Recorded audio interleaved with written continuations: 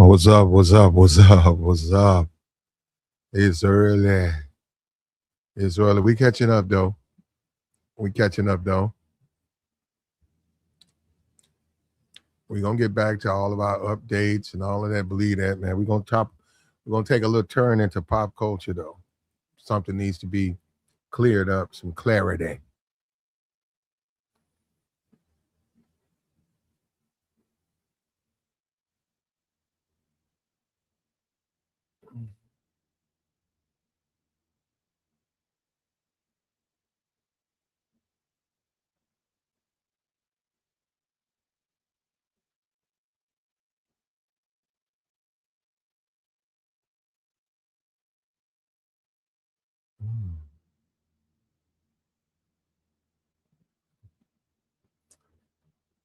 We about to get into it.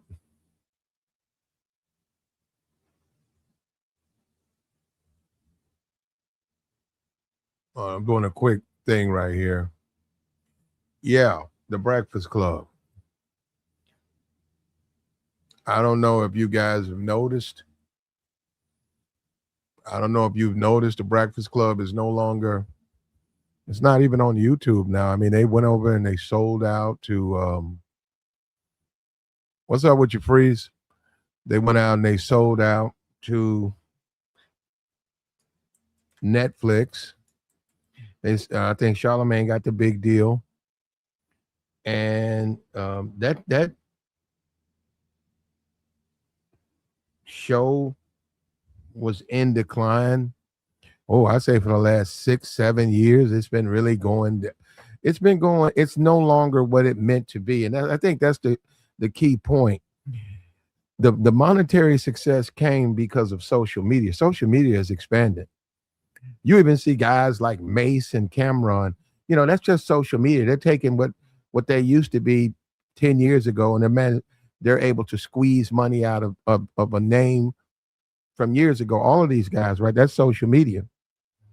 But and Netflix, on Breakfast Club, because they were one of the few shows. Really, they left the AM rate. They left the radio FM radio station and came to YouTube. And because they're a regional program, they're really just New York. They were able to broadcast them to a worldwide audience via YouTube. So the radio station became sort of everybody's station for a moment. For a moment, everybody was looking at Netflix for a moment. And Netflix, first of all, first thing you got to understand about Netflix is this. When you say urban and authentic, right, that is not necessarily going to be a financial endeavor. When you say urban authentic, right, that's Frankie Beverly, that's Maze. I'm not in no kind of way comparing the Breakfast Club to those people. I'm just simply saying that's never been a monetary advantage. It's always been you are for the people. You are going through it. It's the school teacher who works at the kids, the boys club, the boys and girls club, and on weekends and teaches English and tutors and never gets paid. And but they're always there. Will you ever see them highlighted? No. But you know that they help the community. You know that they sacrifice themselves for the betterment of the community. The Breakfast Club was billed as an authentic urban example of the culture and where we stood, and they were covering the culture in ways that mainstream America never could even understood. That was the Breakfast Club. That was their whole niche. That was their whole lane. We're going to come into the media, and we're going to give you the real. We're going to give you that real off the streets, not ghetto, because we know they're not that, but that real flavor that you can't get on. You're not going to get on CNN. You're not going to get on CBS. You're not going to get on all these other programs. We got a African American program that's tailored to your needs. That's tailored to what you want and what you desire. And that's what the Breakfast Club was. And for a while, it had a niche. It was bringing in all your rappers. They even started to draw in politicians, and people were going to that show, and they were putting out a position because that was a place for them to open up. And there was avenues that when you talk about the Oprahs, right? When you talk about an Oprah Winfrey, Oprah wasn't that open to hip hop. Yeah, I don't know if she likes it, never liked it, stopped liking it. She was just not very, she was not a fan in the sense her show. And she also looked at her demographic. Oprah had a lot of white women. She was big, big, which is fine, which, Oprah never came, Oprah Winfrey never came into the TV scene. Oprah started on the radio.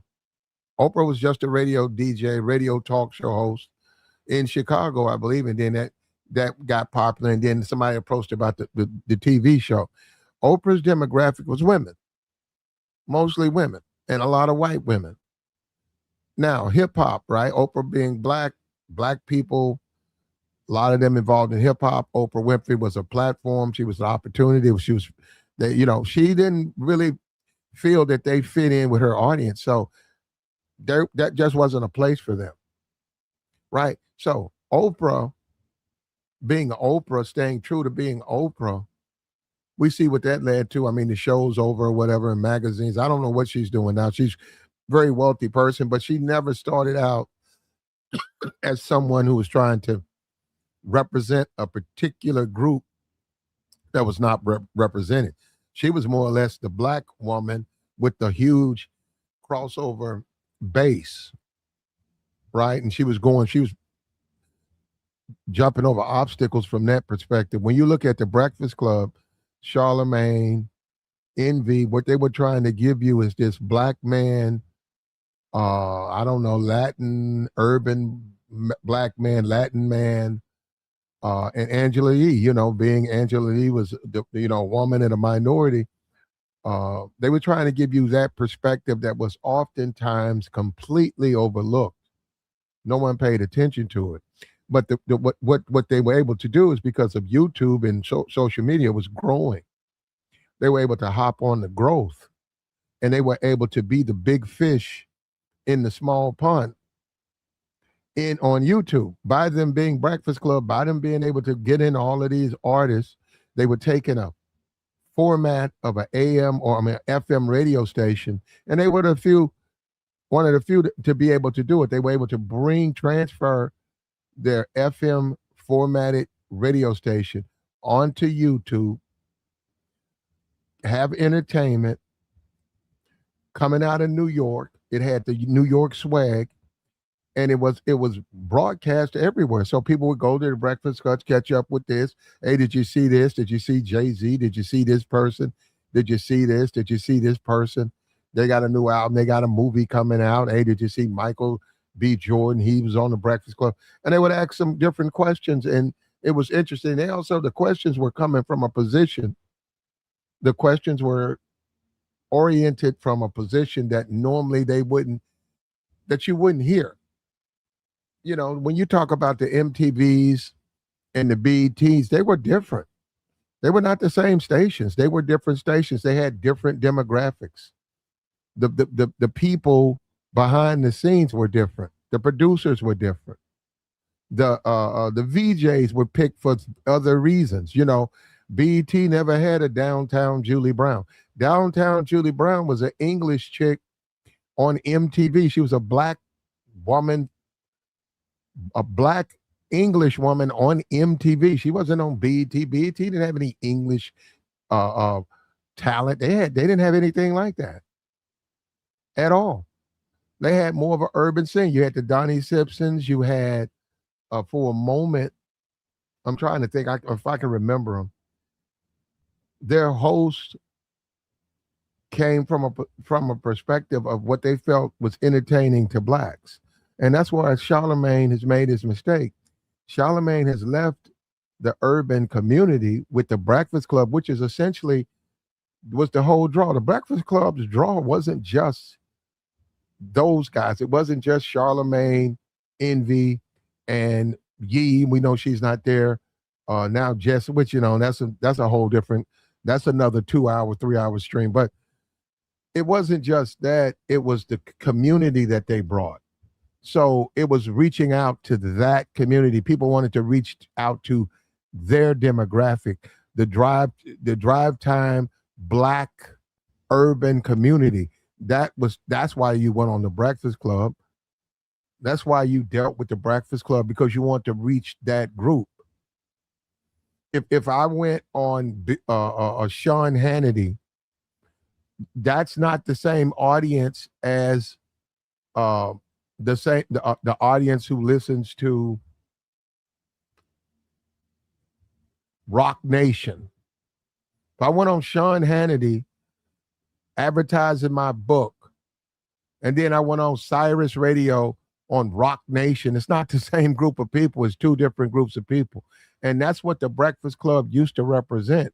Now they went to Netflix and they don't represent that anymore. They're on Netflix and they're I don't know what the numbers are like, but they have a completely different audience. And to many people, they've abandoned their urban audience. They've abandoned the loyal people and followers who would wake up and, hop on a YouTube and listen to the Breakfast Club. Going to Netflix, you got to have a membership. And then when you get on Netflix, when they give you that front screen, just think about it. I'm going to go and sign in on Netflix. Say I get the $7.99 account. And there's some good stuff over there, if that's what you want to do. But say I already got a Netflix account. So I go and I sign in. Well, guess what? All of a sudden, all those different programs are going to just pop up. All of those different programs are going to be layered up in front of you. And you may go over there because of the Breakfast Club, but that's not what you're going to look at. You're going to stay and look at the Tyler Perry, and there's Michael Epps, and there's Cat Williams, and there's Kevin Hart. He just did an exclusive for Netflix. Oh, and there's a documentary about Mike Tyson. Oh, what about the Diddy thing? Oh, and they know that. And they know that. That's why they want you to come. And let me tell you something. And Charlemagne, he doesn't know. And this is what it really is.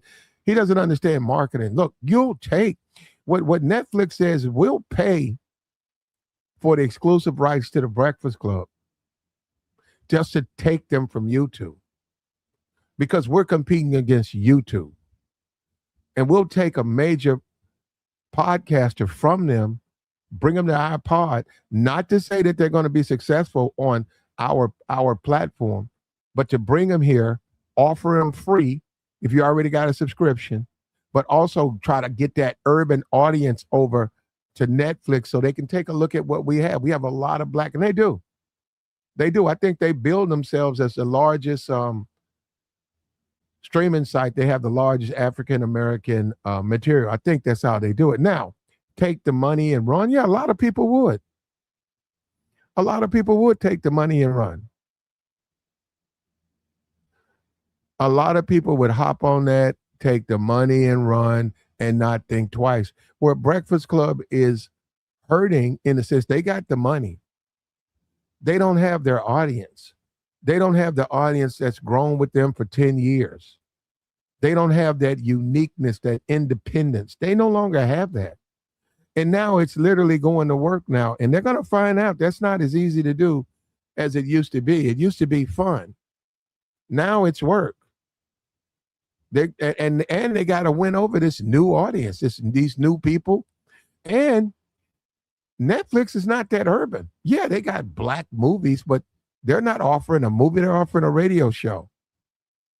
Where's the audience for that? Really, you really think there's an audience on Netflix for an urban radio show? It's not. Have you seen some of the material over there? The thousands of Michael Epps comedy shows. Are you serious? Cat Williams 1,000 times. I mean, how many people have watched Cat Williams? I'm serious. I'm being for real. I've never watched. I know it's over there. I've never watched the whole Cat. I've watched some of it. Watched some of the Epps. I see it's 15 different specials. You think I would watch that I just simply don't have the interest, but clearly somebody watches it. They pay him to do it. But no, the Netflix, Charlemagne messed this one up. We get it. The money, why you did it for the money, but that's a mistake. And in the process, I think you killed the Breakfast Club. If it returns, it'll never be the same. Should have never left YouTube. It belonged on YouTube. This is not, you're not going to be able to transfer that audience to Netflix. You have to understand that. This is when you talk black, we still live in the days where black is black. We still live in that days when Al Green, Al Green is never going to be running around here with awards. That's not what he is. Teddy Pendergrass. Like I talked about Johnny Taylor, just because the people in the audience, they don't know who that is. I mean, the black people know who it is, but he's not crossover. Just because if you're in the black community and you go to a lounge, if you go to some type of dentistry, especially if it's a diversified crowd, if it's all ages, they're going to play that song. You wouldn't understand it if you don't understand the culture of the community. What people don't understand about the community is they conflate the culture with the community. Black culture, you talk about hip hop, you got hip hop culture. That's not necessarily black culture. The white supremacists and the bigots, they conflate both. The anti-black clowns, they're going to conflate black culture and the black community. They're two different things. My grandma never listened to hip hop. My grandma was the black community. You want to put that on her? Black culture? The value system of NBA Youngboy? That goes to, no, you can't put that on them. That's a different world. And they're failing. And they went over with that program, and there's really no desire for an urban radio podcast on Netflix. He says Joe and Jada. The fact that Joe and Jada has popularity shows you those are not real hip hop fans. That's proof now. Then you're talking about money, that's different. If you say make money, okay, that's what they're trying to do. But you got to understand the thing about black and being black is being authentic and being real. That's one of the most important things. We're not the white community and the white, they are what they are. We're talking about the black community. It's real big amongst black people to be real, to be authentic. And by him taking that deal, and he was really, really, to a certain degree, losing a lot of people because of all the politicians. They were trying to be talk show people. They're not really talk show people. They were really changing because of that. And now basically it's old tradition. They sold out. They went for the money, and in the process, they lost their audience. But they left a big void. I don't know who will be the next group. And there should be. People on YouTube should get together to take over that space.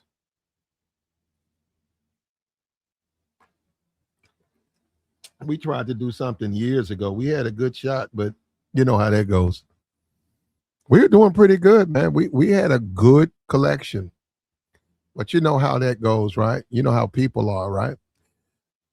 And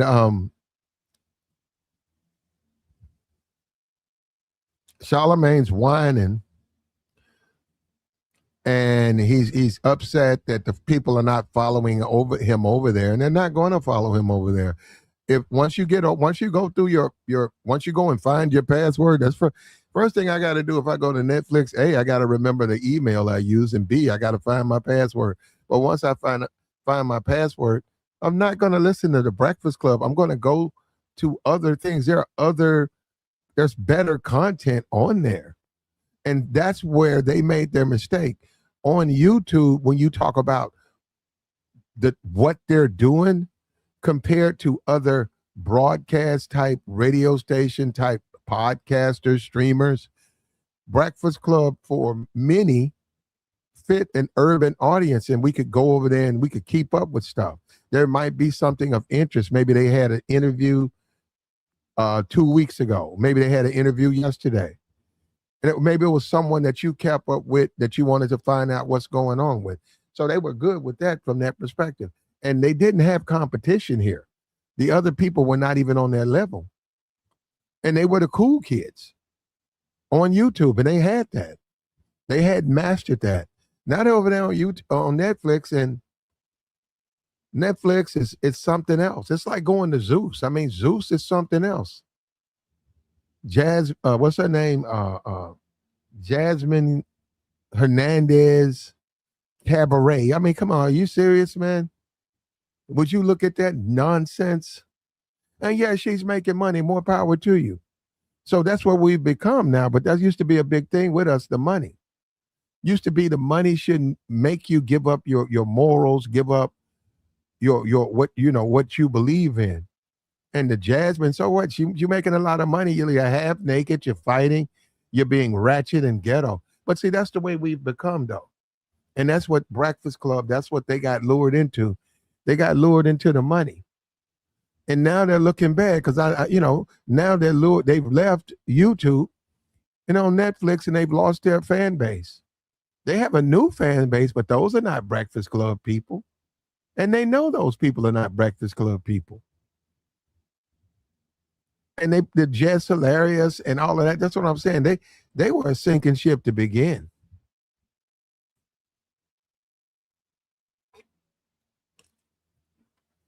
And as far as getting all of these people, a lot of people are not going to go on there now because now they're on Netflix. And when you say the rappers, come on, once again, that's a different type of crowd. It's just a different crowd. You can't compare Cameron Mace. You can't compare $1 million worth of game. You can't compare the Drink Champs. Those are different audiences. Really, they couldn't compete with Netflix. Now, they were similar, but they were different, and it was perfect. Will one of those podcasts rise and take? It's possible. It's possible. It's certainly a void. And they're not the cool kids anymore. You got to look at that. You got to remember that. You got to remember, yeah, you want to do it for money. You'll get your money. But what about the entertainment part? That part you no longer want to do it because it's no fun. But you'll get your money. And that was a mistake. And it's flopping. It's flopping. I don't know what makes them think that Netflix would want to hear urban style radio show about, I don't know what they're talking about over there. I don't. And that's another thing. He lost his uniqueness. He's lost in the sauce over there. He's amongst a lot of people. There's other podcasters over on Netflix that are better than him. And that's where he made his mistake. He's not an MSNBC. He's not a Rachel Maddow. He's not, but that's what he's competing against. He's not a Keith Olbermann. He's not that. But that's the lane he's jumped in. And of course, they're not going to be competitive. Also, what makes you think, what's up with you, Joey? What makes you think that people want to take their time out to listen to those guys and Jess and her nonsense and her rants, her what is that? It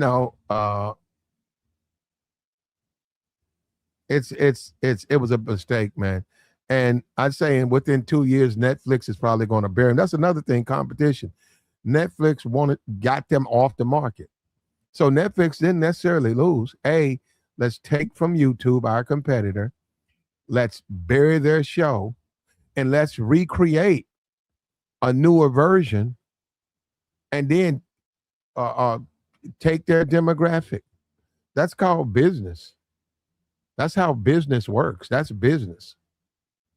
Addition by subtraction. You took the competition. Now you don't have to worry about creating a show and competing against them, you can create another show, and you still got a cosign that's not necessarily from them, but because you own the rights to them, you can then turn around and say this is the new Breakfast Club. And on this one, you can take a second look and say, let's put them back on YouTube. Let's give them back their YouTube rights. Now, how that works with Netflix, like I said, Netflix is trying to bring people there. And they should have never accepted that. They just said, we can do it, but we got to do both. Well, it probably was some money involved. And like I said, these are not business people. These people don't understand money. And every day a new podcast is created. Every day a new content creator takes off. They hit the algorithm. They're well received and they take off every day. Every day. This is not something different or unique. Every day. So the Breakfast Club is falling further behind. They're losing support. A lot of people like myself, I'm not going to go to. I haven't been on Netflix, and I think I got a membership. I got to find my password. It's they okay, but you know what? I'm gonna tell you, I'd rather go to Amazon Prime. I'm already signed in. They offer movies. I'll go and see what they got. Sometimes they have something I'm looking for. It's right there. As far as Netflix, I see it. Best in Black, they got Tyler Perry films. They got a lot of films over there, but I don't want to have to sign in. And I think the last time I was on Netflix was the Tyson fight. I tuned in for the Tyson fight. Haven't been back since. I saw all of the Cat Williams and all of the comedy, and I saw all that stuff over there. Exclusive movies. Not my thing, man. Not my thing. This was a mistake. They overestimated it. They're an urban Black podcast, and that was the whole point. You were bringing society something that you never rarely see. This Black urban creation. And you guys were supposed to be authentic. You guys were like the cool kids. You guys were not ghetto. You guys were like the middle class, the suburban Blacks who were having access to all the entertainers and all of the news, and you put your spin on it. Then you would go to the phones, and people felt comfortable calling you. It was enjoyable. But you sold out on that. You gave that up to go to Netflix. That's a different group. You're over there, you got viewership, but it's a different group. It's the same thing with TikTok. I don't know why people do it. They go over to TikTok and they're very popular in Pakistan. That's not your audience. They're very popular in South America. They're very popular in Saudi Arabia. No, you don't. That's not your audience. You still want to have your base audience. That's important. They come first. Now, if the other people want to listen and participate, yeah, but your base has to come first. But then again, why would I be, these people don't understand. They don't understand marketing and they don't understand money. And Charlamagne, yeah, you got your money, man, but you lost your fan base. You lost your support system. And you're trying to say that, this and that and this and that. But the truth is you should have never went to Netflix. That was dumb. You got off YouTube and it's growing bigger and bigger. Oh, Netflix is big. I'm telling you, that audience, not your audience. 380 million people. None of them are your audience. None of them are your audience. What difference does it make if they got 500 billion viewership? That's not your audience. You should have stayed. You messed up. And I don't think you can return back.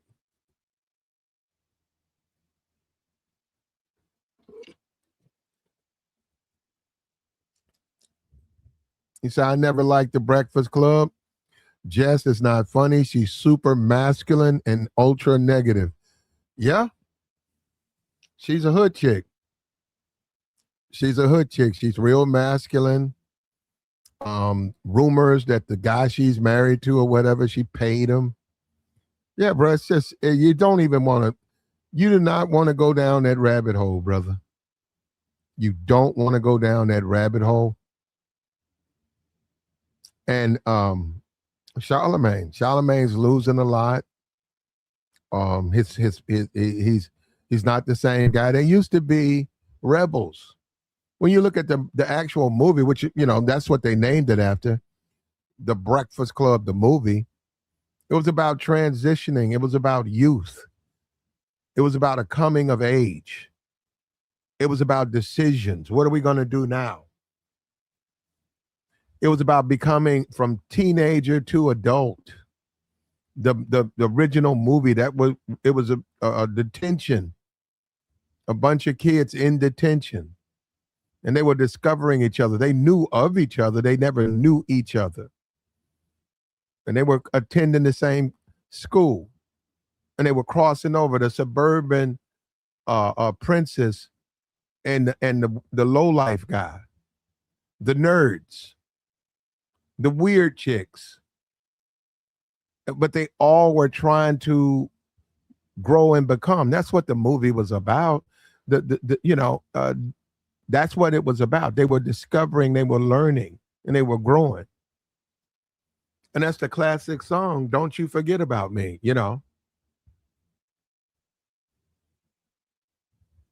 That's the shit there.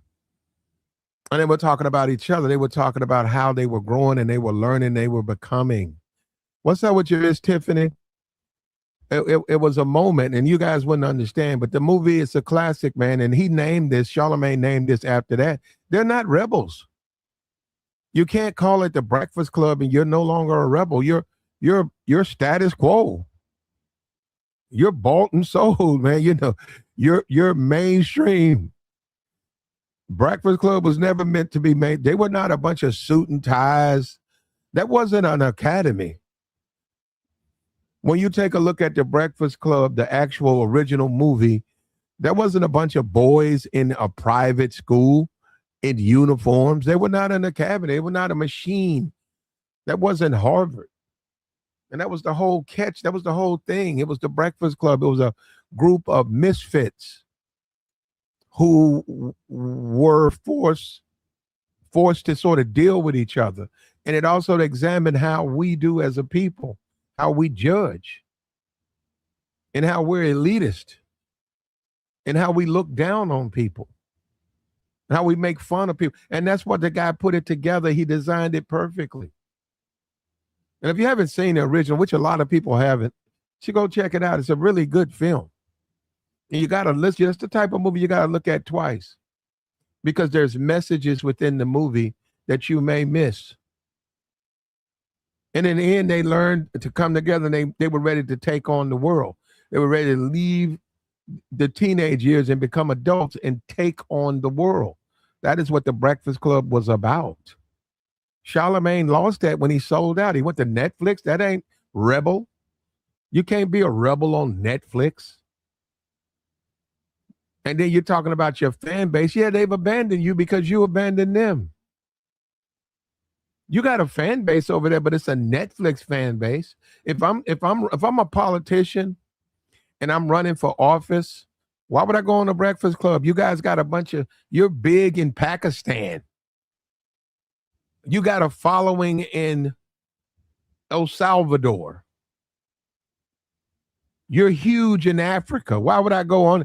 They didn't realize that. They did not realize that you don't need that, and you can't give up one without the other. Yeah, it was a great movie. It was a time for everybody to learn, and we learned. And that's when they made movies.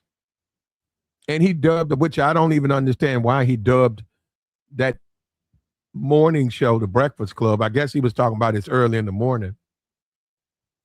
But it had other meanings, and they were rebels and they were misfits. And I guess Charlemagne was trying to say that's what they were. That's not going to work on Netflix. You can't compete with the urban content there. You could compete with Zeus. If Zeus, you would have went to Zeus Network, Breakfast Club, Revolt. I think the Breakfast Club was on Revolt. Revolt TV. That stuff has been on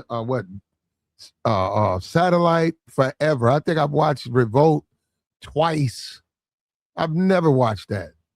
Somebody told me that Drusky guy came from Revolt. I said, yep, he probably did because I never watched Revolt.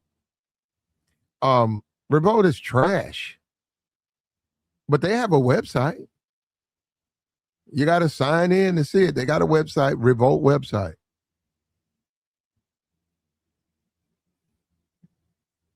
Said Jess was flirting with another YouTube comedian, Chico Bean, and he knew the person Jess was dating.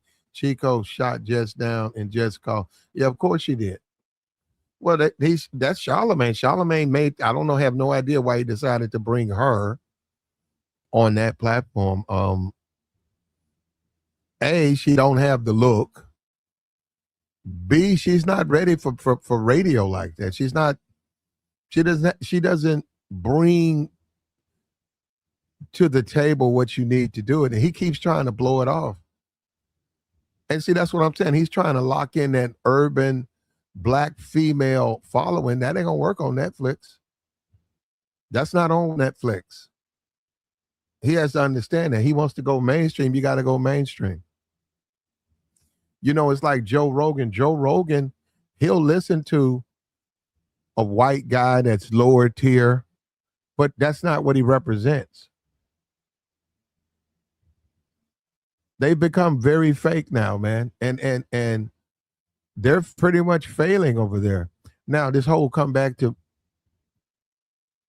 YouTube. No, thank you. They're gone.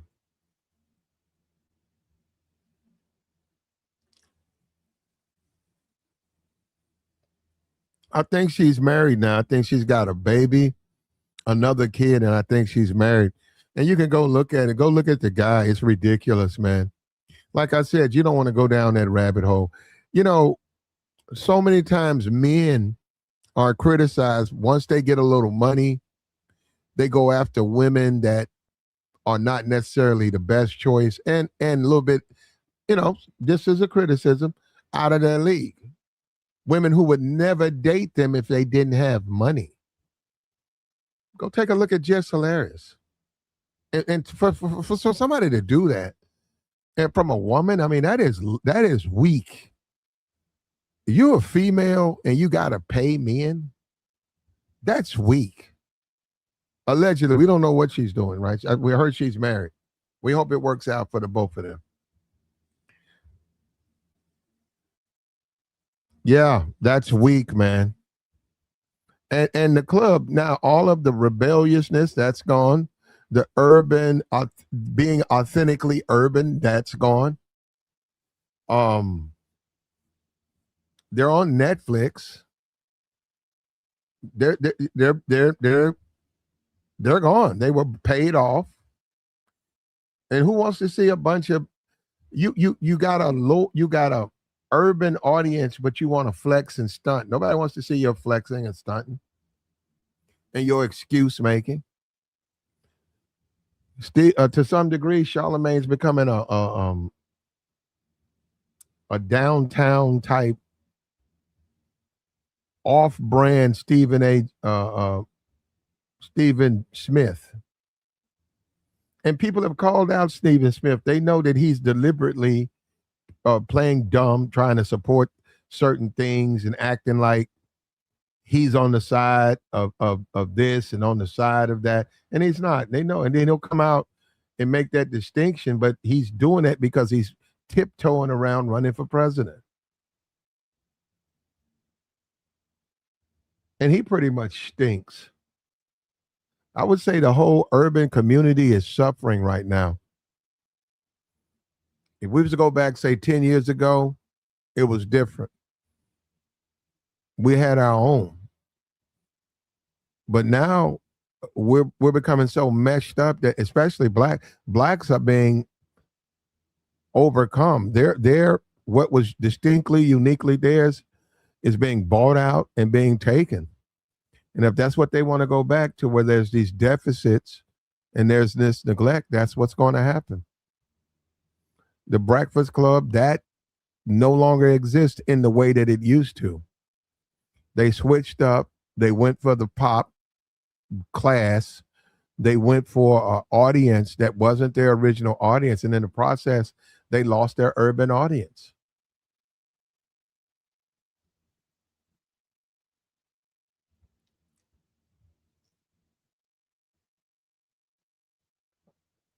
They lost their urban audience when they switched up. And see, people like authentic things. You know, I want my Frankie Beverly Mays.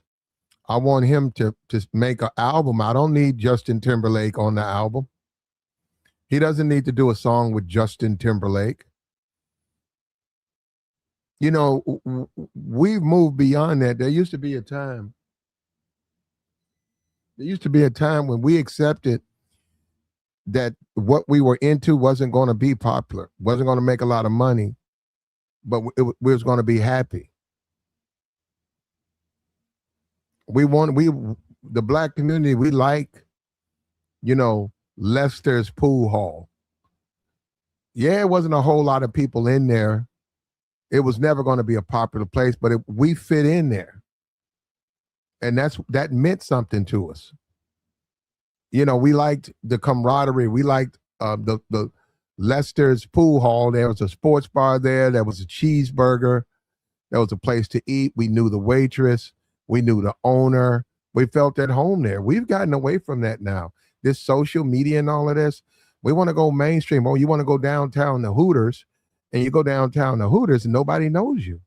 You're just another face in the crowd. All of it, what you used to get at Lester's little place, used to walk there. You just leave the house, get away from the fam for a minute, go hang out for a couple of hours, watch a baseball game. That used to exist, and we used to have that. We still have that. I'm saying that was the Breakfast Club. That's what they used to be. By going on Netflix, they become just like you went down. You're at Hooters now, and you're just another face in the crowd. You don't know the people there. They don't know you. As soon as you leave, somebody will take your place. There's no camaraderie. Yeah, you can get the basics, but you can no longer get the interaction that you long for. And that's what happened with the Breakfast Club. They left us. They left the community, and now Charlemagne's whining and complaining. And he's still trying to get people to come down. He also said, with something the dumbest, which I'm not surprised, he made a statement about advertising. You only advertise it when you're down or something like that. He said if they advertise where they are, and that sounds like something he learned about in the hood. That sounds ghetto.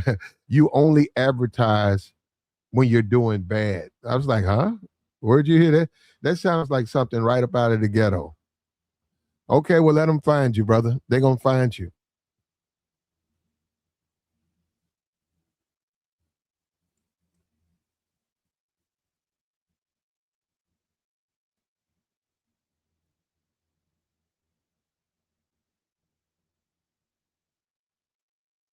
They'll find you there.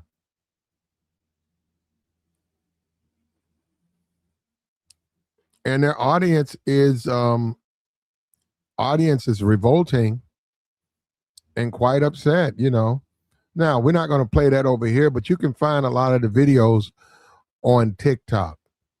A lot of people just expressing themselves that they'll never go to Netflix, and that by them leaving YouTube, they made a mistake that they'll never recover from. They're supposed to be an authentic urban group. And that's the whole point. They didn't stand on it. You know, as they say, stand on business. They didn't stand on business. They should have accepted, hey, we're the Breakfast Club. Yeah, we could get more money on Netflix. Yeah, we could get more money if we did this, but we would have to change and things would change. And that's when they made their mistake. They should have stood on, no, we're on YouTube, we're on iHeart, and we're going to continue to do it this way. Yeah, they made a bad deal. And they're paying for it now. And they also, the name. And I've always struggled with that name because I'm very familiar with the movie. And Tiffany, you're familiar with the movie. They're nothing like the movie. Now, I get it. If you want to say a euphemism of being a rebel and misfits, okay. Okay, I could see that. I could see that. I could see that. And that would sort of make sense with the Jesselaires, but still they have to be able, they need to have talent. And I think by bringing in a Jess and a Envy, I don't think you get talent from those guys. I'm not saying that Charlemagne's all the talent. I don't think he has much talent. But I get the but from the perspective, it was a plus when they were on YouTube because we had low expectations of them. We pretty much knew they didn't know anything. We knew they didn't know what they were doing. They didn't know anything. The show was pretty much was going to be what it is. You know, it was going to bring people in. They were going to ask questions that were a little bit off the beaten path, and then they would leave, and that was the Breakfast Club. And they had their donkey of the day, and they had all of that foolishness. But now they're on Netflix. That's not going to work on Netflix. That type of lowbrow, fake, you know, that's not going to work. A quarter spoon. A quarter spoon. The Charlemagne said, he asked him if he ever sold, which is ridiculous. That's a ridiculous question to ask someone. Yeah, and that's Damian Dash. Damian Dash asked him if he ever did things, and Charlemagne said, yeah. And he said a quarter spoon. That was funny.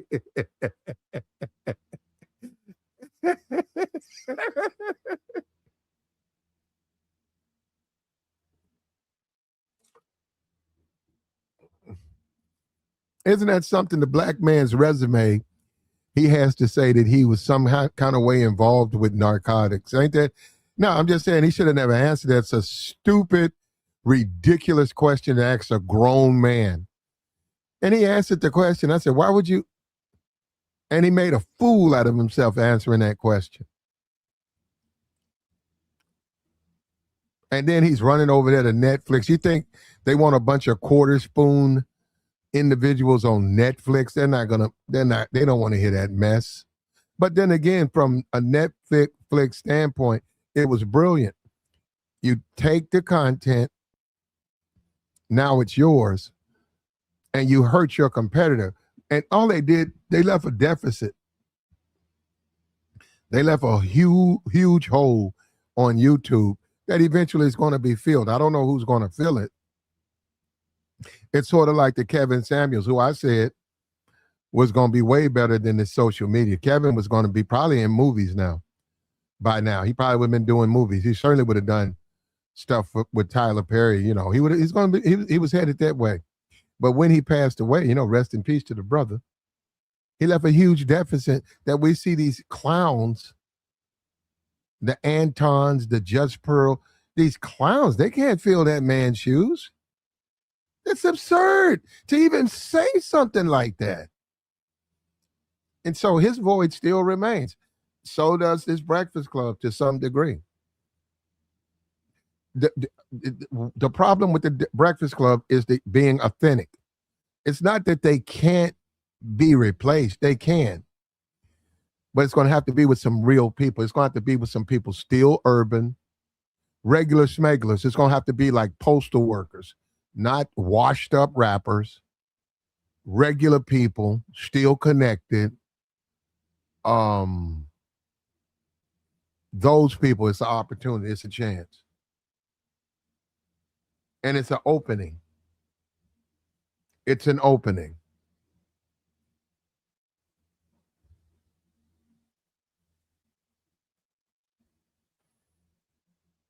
I got you.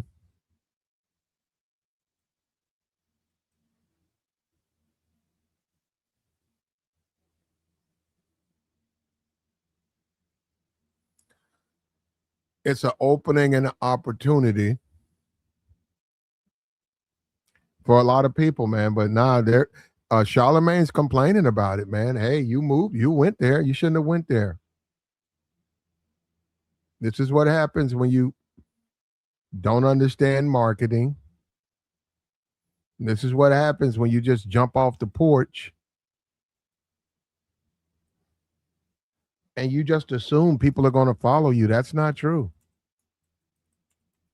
If you got people who stream on YouTube, you got people who stream on TikTok, you got people who stream on Rumble. There are different audiences on all three of those platforms. You got people who are tremendous on Rumble. On Rumble, their channel is huge, but their channel's not huge on YouTube. They're different audiences. And we're gonna start streaming on Rumble too. The TikTok, I doubt it. It's a different crowd. TikTok's more worldwide. TikTok's Chinese. It's just a different type of platform. Algorithms are different. It's different. It's very different. Like the stream, man. You agree with me, man. Tell me what you think about this Breakfast Club. Charlamagne has come out and said that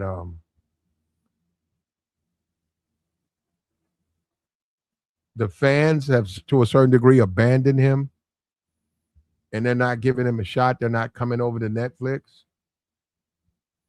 He doesn't understand we consume the content that we want to consume. We don't consume the content because he thinks we should. He doesn't understand that. And he doesn't want to understand that. What's up with you, Joey? What up, Platt? Top of the morning. All right. Yeah, I agree with you saying, Platt. They should have took their time to take the content over there to Netflix, but Charlamagne, they was looking at that bag. Most of these people today, you think they really getting it? Nah. And the Breakfast Club been around for a minute. What, 14, 15 years? He probably looking at it now like, man, we got to figure out some way to get this money real quick. No, he got the money. In the process, both they lost their audience. So now they actually got to go to work. It's not the same. Yeah, it's one thing to want to go to work and you get paid. It's another thing it's just like a entertainer. When you look at a Frankie Beverly, I know that's a Philadelphia guy, right? Frankie Beverly. Yep. You look at him. Frankie.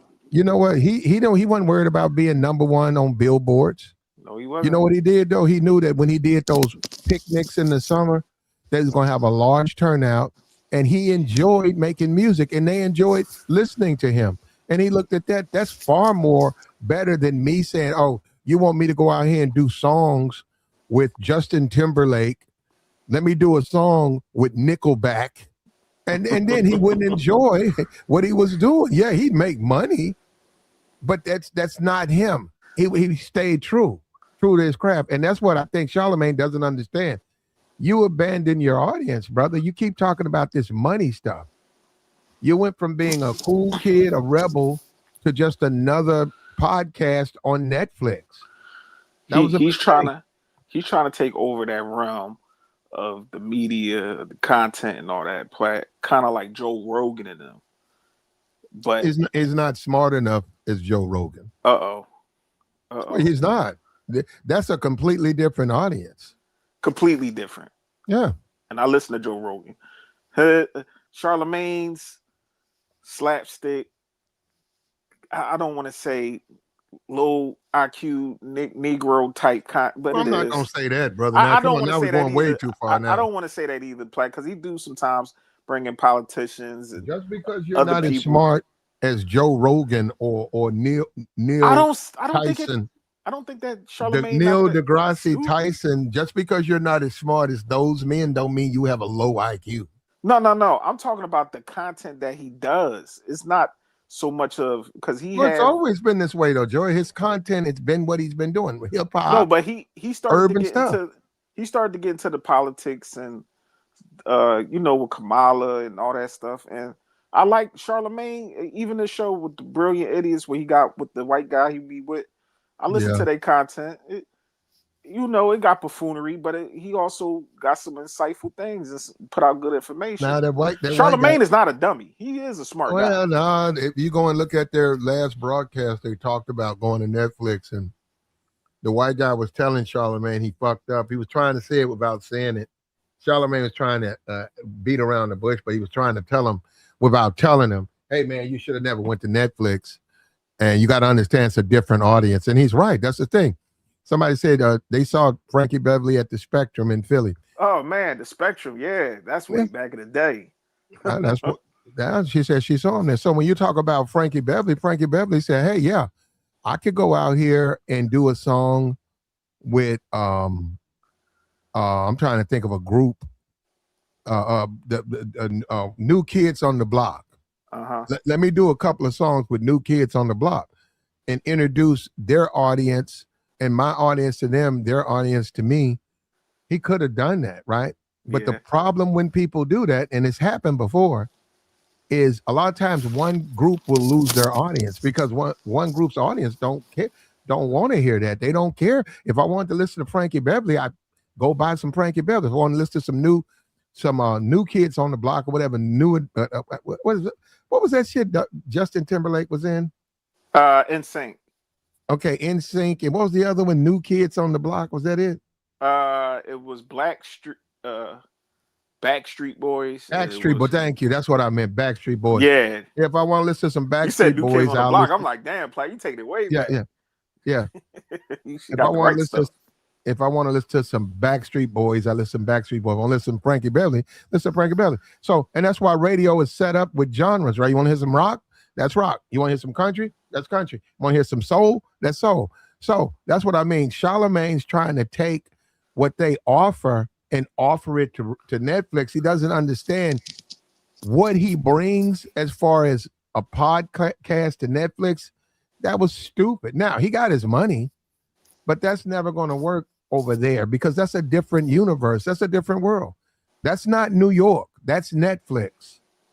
You was the big fish on YouTube. You had a history with YouTube.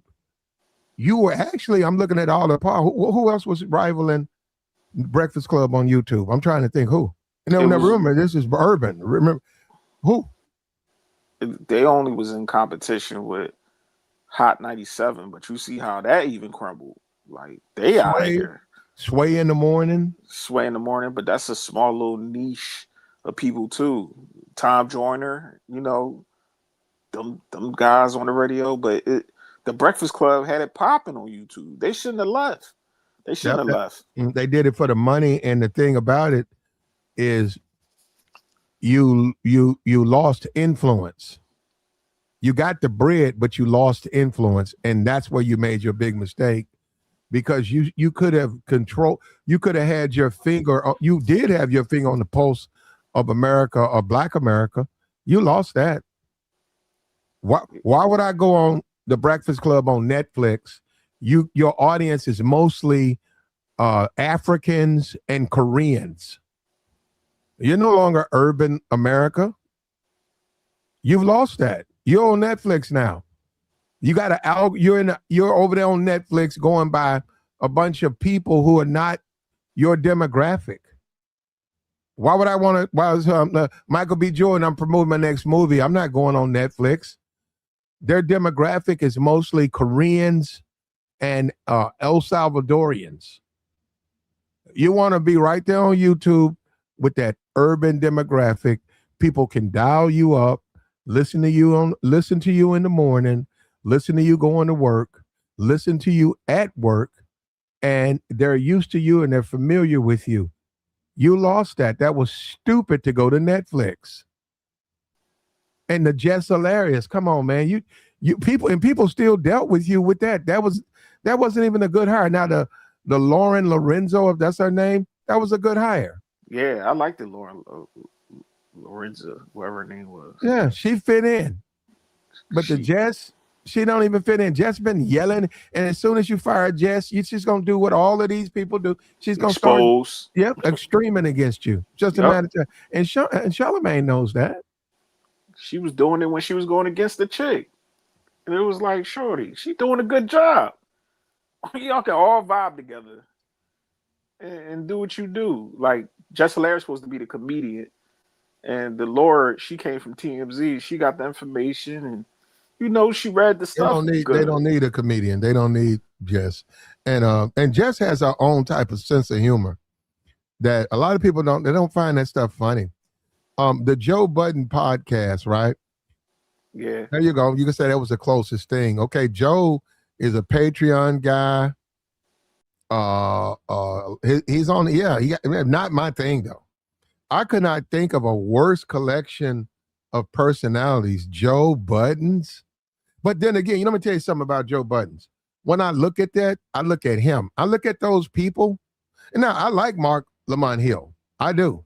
Before he even went on there, I'm a fan of Mark. I'm a fan of Mark Lamont Hill. I like Mark. Mark, my guy. I like. I think he's a very, very smart guy. I don't think now as far as cool and sweat. No, but he's a very smart. He's a smart guy. I like the fact that he's a smart dude. And I'm not gonna call him a nerd or nothing like that. Nah, he's a cool dude. He's just a cool, smart dude, right? Mark Lamont Hill. And this is okay. Before this Joe Budden stuff, Mark Lamont Hill is the type of guy. If I was in a community, if I was running around a community, if I was at a college, if I was at, the military, or if I was working, that's the type of guy who I would befriend. Those are the type of guys. I don't get all of the thugs and all. I don't want to befriend those guys. Mark Lamont Hill, he's a cool dude. So now him going on Joe Budden. I give it, okay, I don't think he fits in over there, but okay, I grant you Joe did good to bring him there. But the rest of them guys, man, and even Joe, I don't know what that is. Why you keep saying that? I don't know what that is. Joe Budden, I don't know what that is. I mean, those are not a collection of people that I don't think they fit.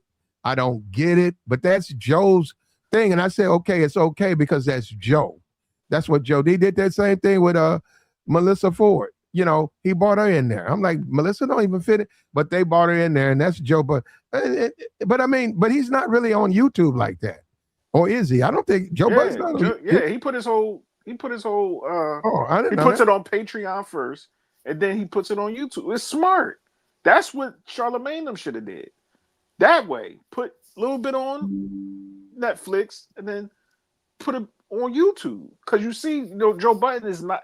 See, he's more smart as a businessman. I can't lie. You can say anything. I don't really care for Joe Budden as much, but as a businessman and the way how he operates, he's smart. He needs his foot in every print when it comes to the social media. But see, even on TikToks. You could lose the community doing that. I get what you're saying. But Platt, he's still contributing to the community because he's not just on. He's not just with Patreon. He's still on YouTube. He still put all his uploads on his Joe Budden podcast, which he started right here on YouTube. He's not my thing. That's the whole thing. That's what I understand. He might be your thing, which is fine. We're different. We're not all the same. People listen to Joe Budden for hip hop commentary. But he doesn't have a lot of urban listeners. Yes, he does. No, he doesn't. He got a lot of white boys. Come on, Platt. Come on. He got a lot of those. No, he's got a lot of those skateboarders. Platt. He's got the white guys. All right. The Eminem crowd. That's what Joe Budden is. Joe Budden's a part of that shady, isn't he? A part of the Eminem crowd. He was with. They had their own little group. Yes, but that was a long. What they call themselves? Slaughterhouse. Oh, come on. Yeah, he's Slaughterhouse. No wonder. Come on, Platt. No wonder. I don't even keep up with him like that. But yeah, you don't. Yeah, I didn't mess with no damn Slaughterhouse, man. I'm talking about the podcast. As far as Eminem, I went Death Row. That's it. I messed with Eminem and when he was messing around with Dre. That's it. I didn't follow that fucking man in no Slaughterhouse. What kind of shit? I don't listen to no bullshit like that. Oh, God, Platt. Just getting the punching on Joe Budden. I approve of it. Joe Budden, Slaughterhouse. He got a bunch of white boys now. I'm talking about the podcast. Joy, the podcast Joy. Come on now, you tripping, man. He got the chick from my city, Mona. That you can't get no more urban than that. Mona is ghetto. That is a ghetto. She ghetto, but she ain't. That's a ghetto Philly chick. You can't. She wanna be though. She wanna be. Got my man Mark, also from Philly. Got boy, what's his name? I forgot his name. He's an R&B dude. Ice and the other guy that always complaining. Like that's an urban platform. They talk about urban. No, they're not. They talk about if you look on the Joe Budden page. Joe Budden, the black community. Hold up, the black community has never embraced Joe Budden. Oh, Joe Budden is still going. Joe Budden is popular in the Eminem Slaughterhouse, and they were always Slaughterhouse were always considered a bunch of white boys. They were considered a bunch of wannabe white dudes. They were not considered authentic urban musicians. None of them. None of them. Oh, come on. And Black. look. Rest in peace to Voice Proof. of 5'9"? Rest No, in peace. he wasn't. He wasn't either. Rest in peace to Proof. Or whatever. Whatever the D12 was. It D12? Yeah, that's Slaughterhouse and D12. Purple Pills. Purple Pills. That's two different groups, Platt. Slaughterhouse. No, I'm talking about that one group. That was Eminem's group. Yeah. Slaughterhouse was a collective of MCs. I don't even bring up Slaughterhouse. That's something I really didn't even listen to. But if I did listen to anything that Eminem put out, it was D12, and the Proof guy unfortunately lost. That's white boy skater music. What, Purple Pills? Yeah, all that. It's drug music and white boys going crazy, don't like their moms. Like, what you talking about, Platt? Slaughterhouse was MCs rapping. D12 was goofy to me. They had a couple good songs, but come on. Fat dude with his belly all out. Like, come on, Platt. We ain't going to compare Joe. Joe Budden is arguably one of the top MCs that you could put in the industry. Joey. Like, we ain't going to do that. We ain't going to throw no dirt on his name. You're right. You'll get the last Joe word. Budden.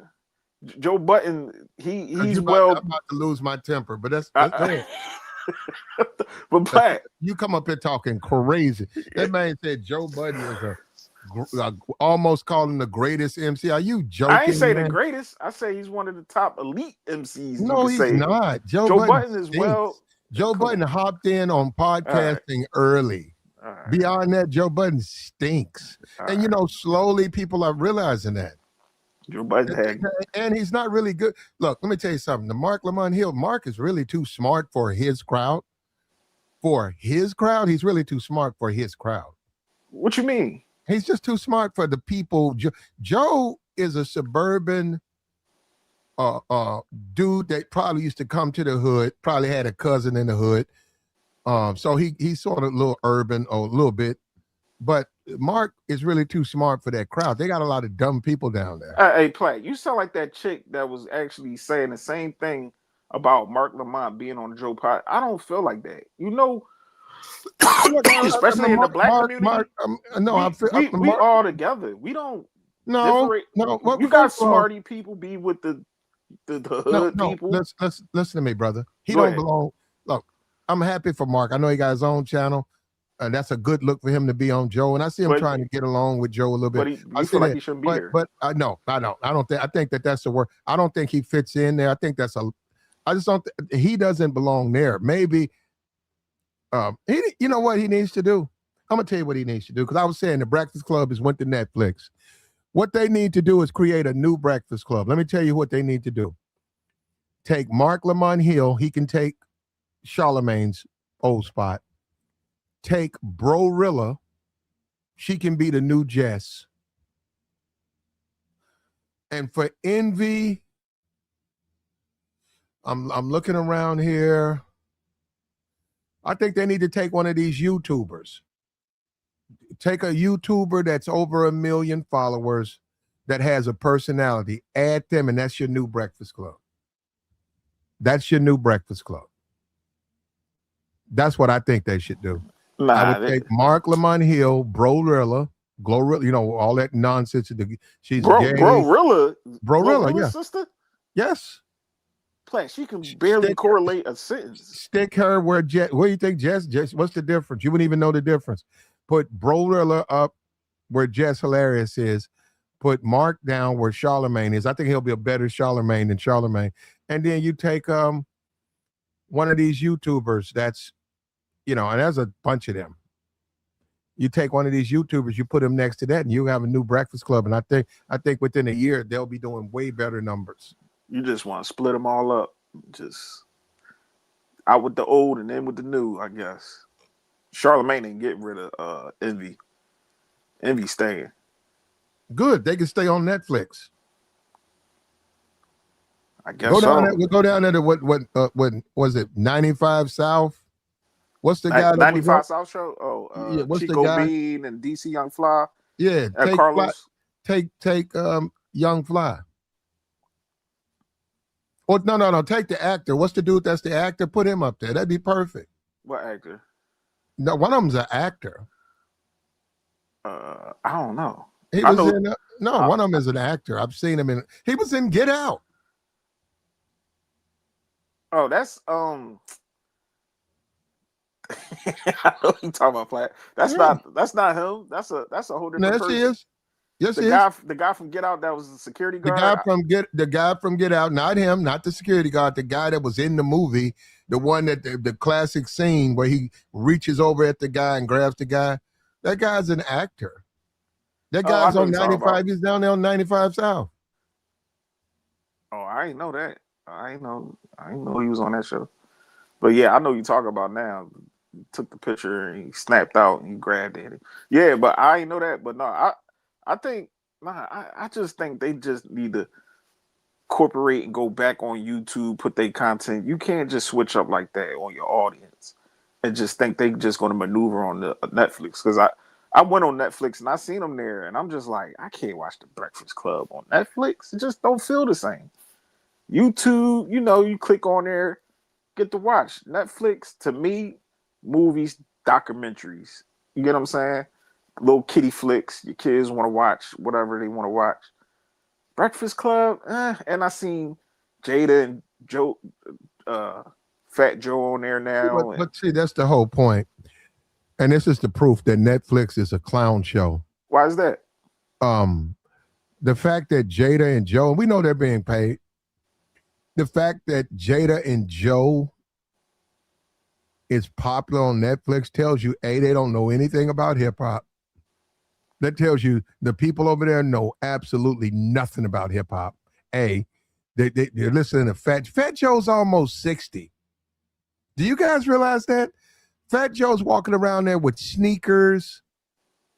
He's almost 60 years old. His eyes is damn near, one is open, the other one is halfway. Like, then he had a stroke or something. Like, yeah, then he always lying. You gotta let it go, man. Yeah, you gotta let the hip hop go, man. It was a nice run, but it all things in, and yeah, but I'm just telling you, the fact that the Netflix people will watch that tells you that audience is a weird audience. It has a worldwide audience, a bunch of your demographics, your you think so, demographics is going to be different on that spot. It's going to change. So I wouldn't. Once you have your demographic, you should stay in it. And like I said, I'm going back to look at Loretta Devine. Look at Loretta Devine. Even though she does, Loretta Devine does work for HBO. She does work for Lifetime. She does. I think she has a recurring role on like NBC, one of the shows. She does work for mainstream traditional networks. Okay, I want to establish that. But Loretta Devine has never chased that. She's very content making, doing her work for a mostly Black audience. She doesn't complain about that. She's like, okay, I'll play this role in this film. Loretta Devine. People know that. You can watch BET and she'll be damn near in every movie. She'll be the mom in every movie. You said, damn, they're going to Loretta. There's Loretta there. There's Loretta there. There's Loretta. So she's managed to get an entire career doing that. Now, there used to be a thing about a lot of people don't have a problem with that. And I think that's what Charlemagne made his mistake, because Charlemagne is the Loretta Devine of talk radio or talk. The world of talk communications, podcasting. He's the Loretta Devine of podcasting. Damn, Platt. No, that's what. No, he's not meant to move out, to blossom out. He's meant to stay right where he is. He's meant to stay in that little slither, and that's where he lives. Him, Envy, and Jess doesn't even fit in that, but he fits in that. And for him to try to a question. For him to try to expand that was a mistake. Yeah, go ahead, Freeze Pop. No, I wanted to ask y'all a question. Hey, good morning to both of y'all, Joey and Platt. What's up, Freeze? I got a question for y'all. Do y'all think that the Breakfast Club has basically hit its ceiling in the Black community? I kind of was trying to say that to Platt. Like I Okay. think they did Yeah. hit their ceiling, bro. Okay. At But the they Dame changed. Dash, I But no, think no, that no. was it. They changed though. No. The Breakfast Club changed. Yeah, they did change. Yeah. So that's their fault. They changed. The people haven't changed. Charlemagne want to do the mental health now after he done almost got canceled because you know that nasty case from back in the day, and he done said some crazy stuff. You know what I'm saying? So I understand why he had to pivot and change, but yeah, after that, I think after that Dame Dash interview, Platt, it kind of changed the whole dynamic how you look at the Breakfast Club. Because as much as I don't really even care for Dame, he did make some good points. Like all y'all do is just go at Saint black people and tear us down. Yeah, Like but well, they do. But then again, Dash,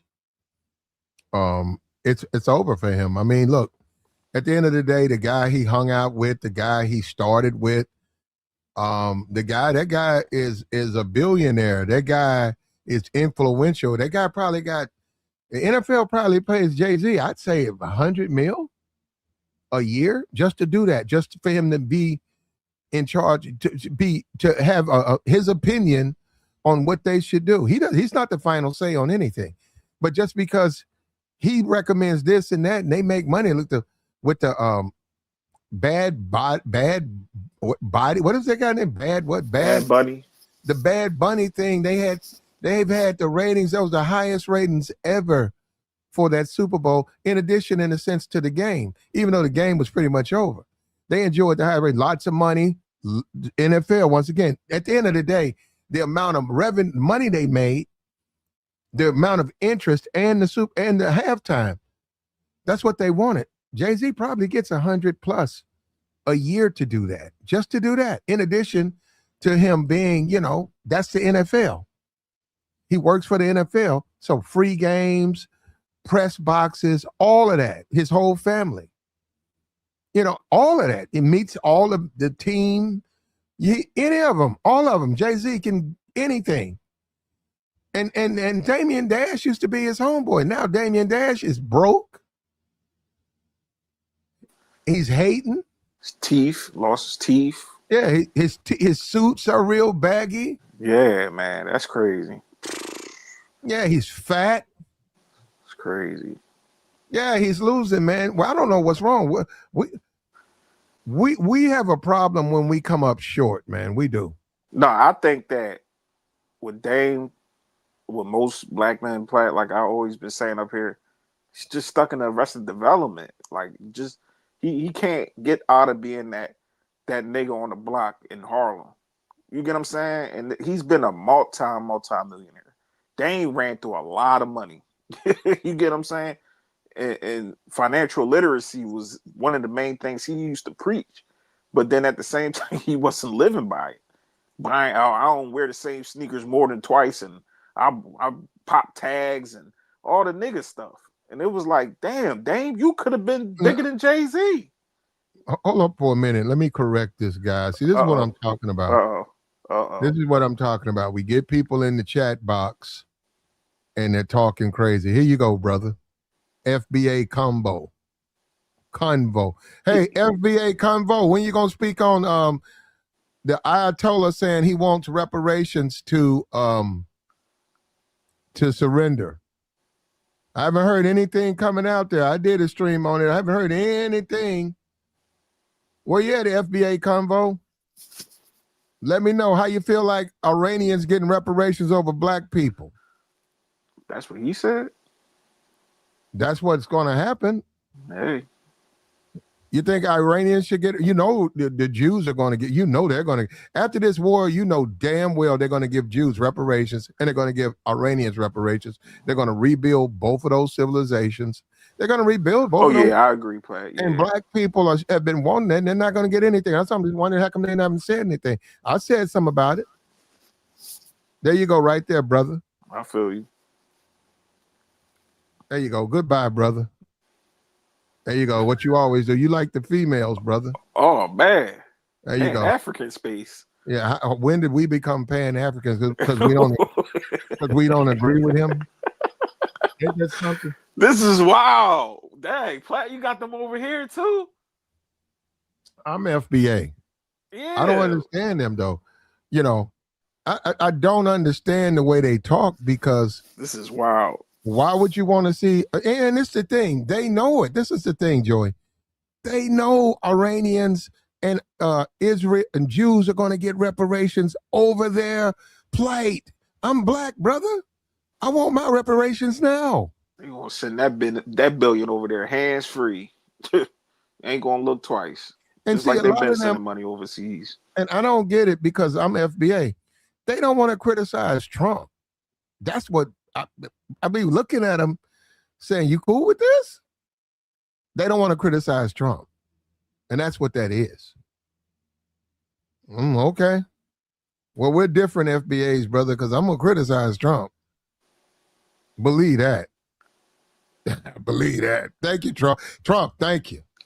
Keep acting a fool. I'm going to keep talking. Hey JJ, I still feel like black people need reparations too. We ain't gonna get it no time soon, but we still need it, JJ. You said we've been getting reparations for 50 years. I don't know. I don't know about that. You want Black compare? people are, hold up, black people are victims, JJ. I know Yeah. you don't want to hear that, right? But it's the truth.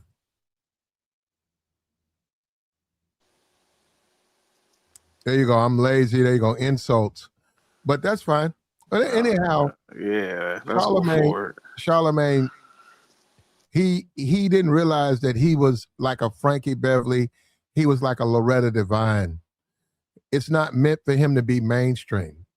It never was. His whole niche was it was a bunch of black misfits, and that's what the Breakfast Club, the movie, was about.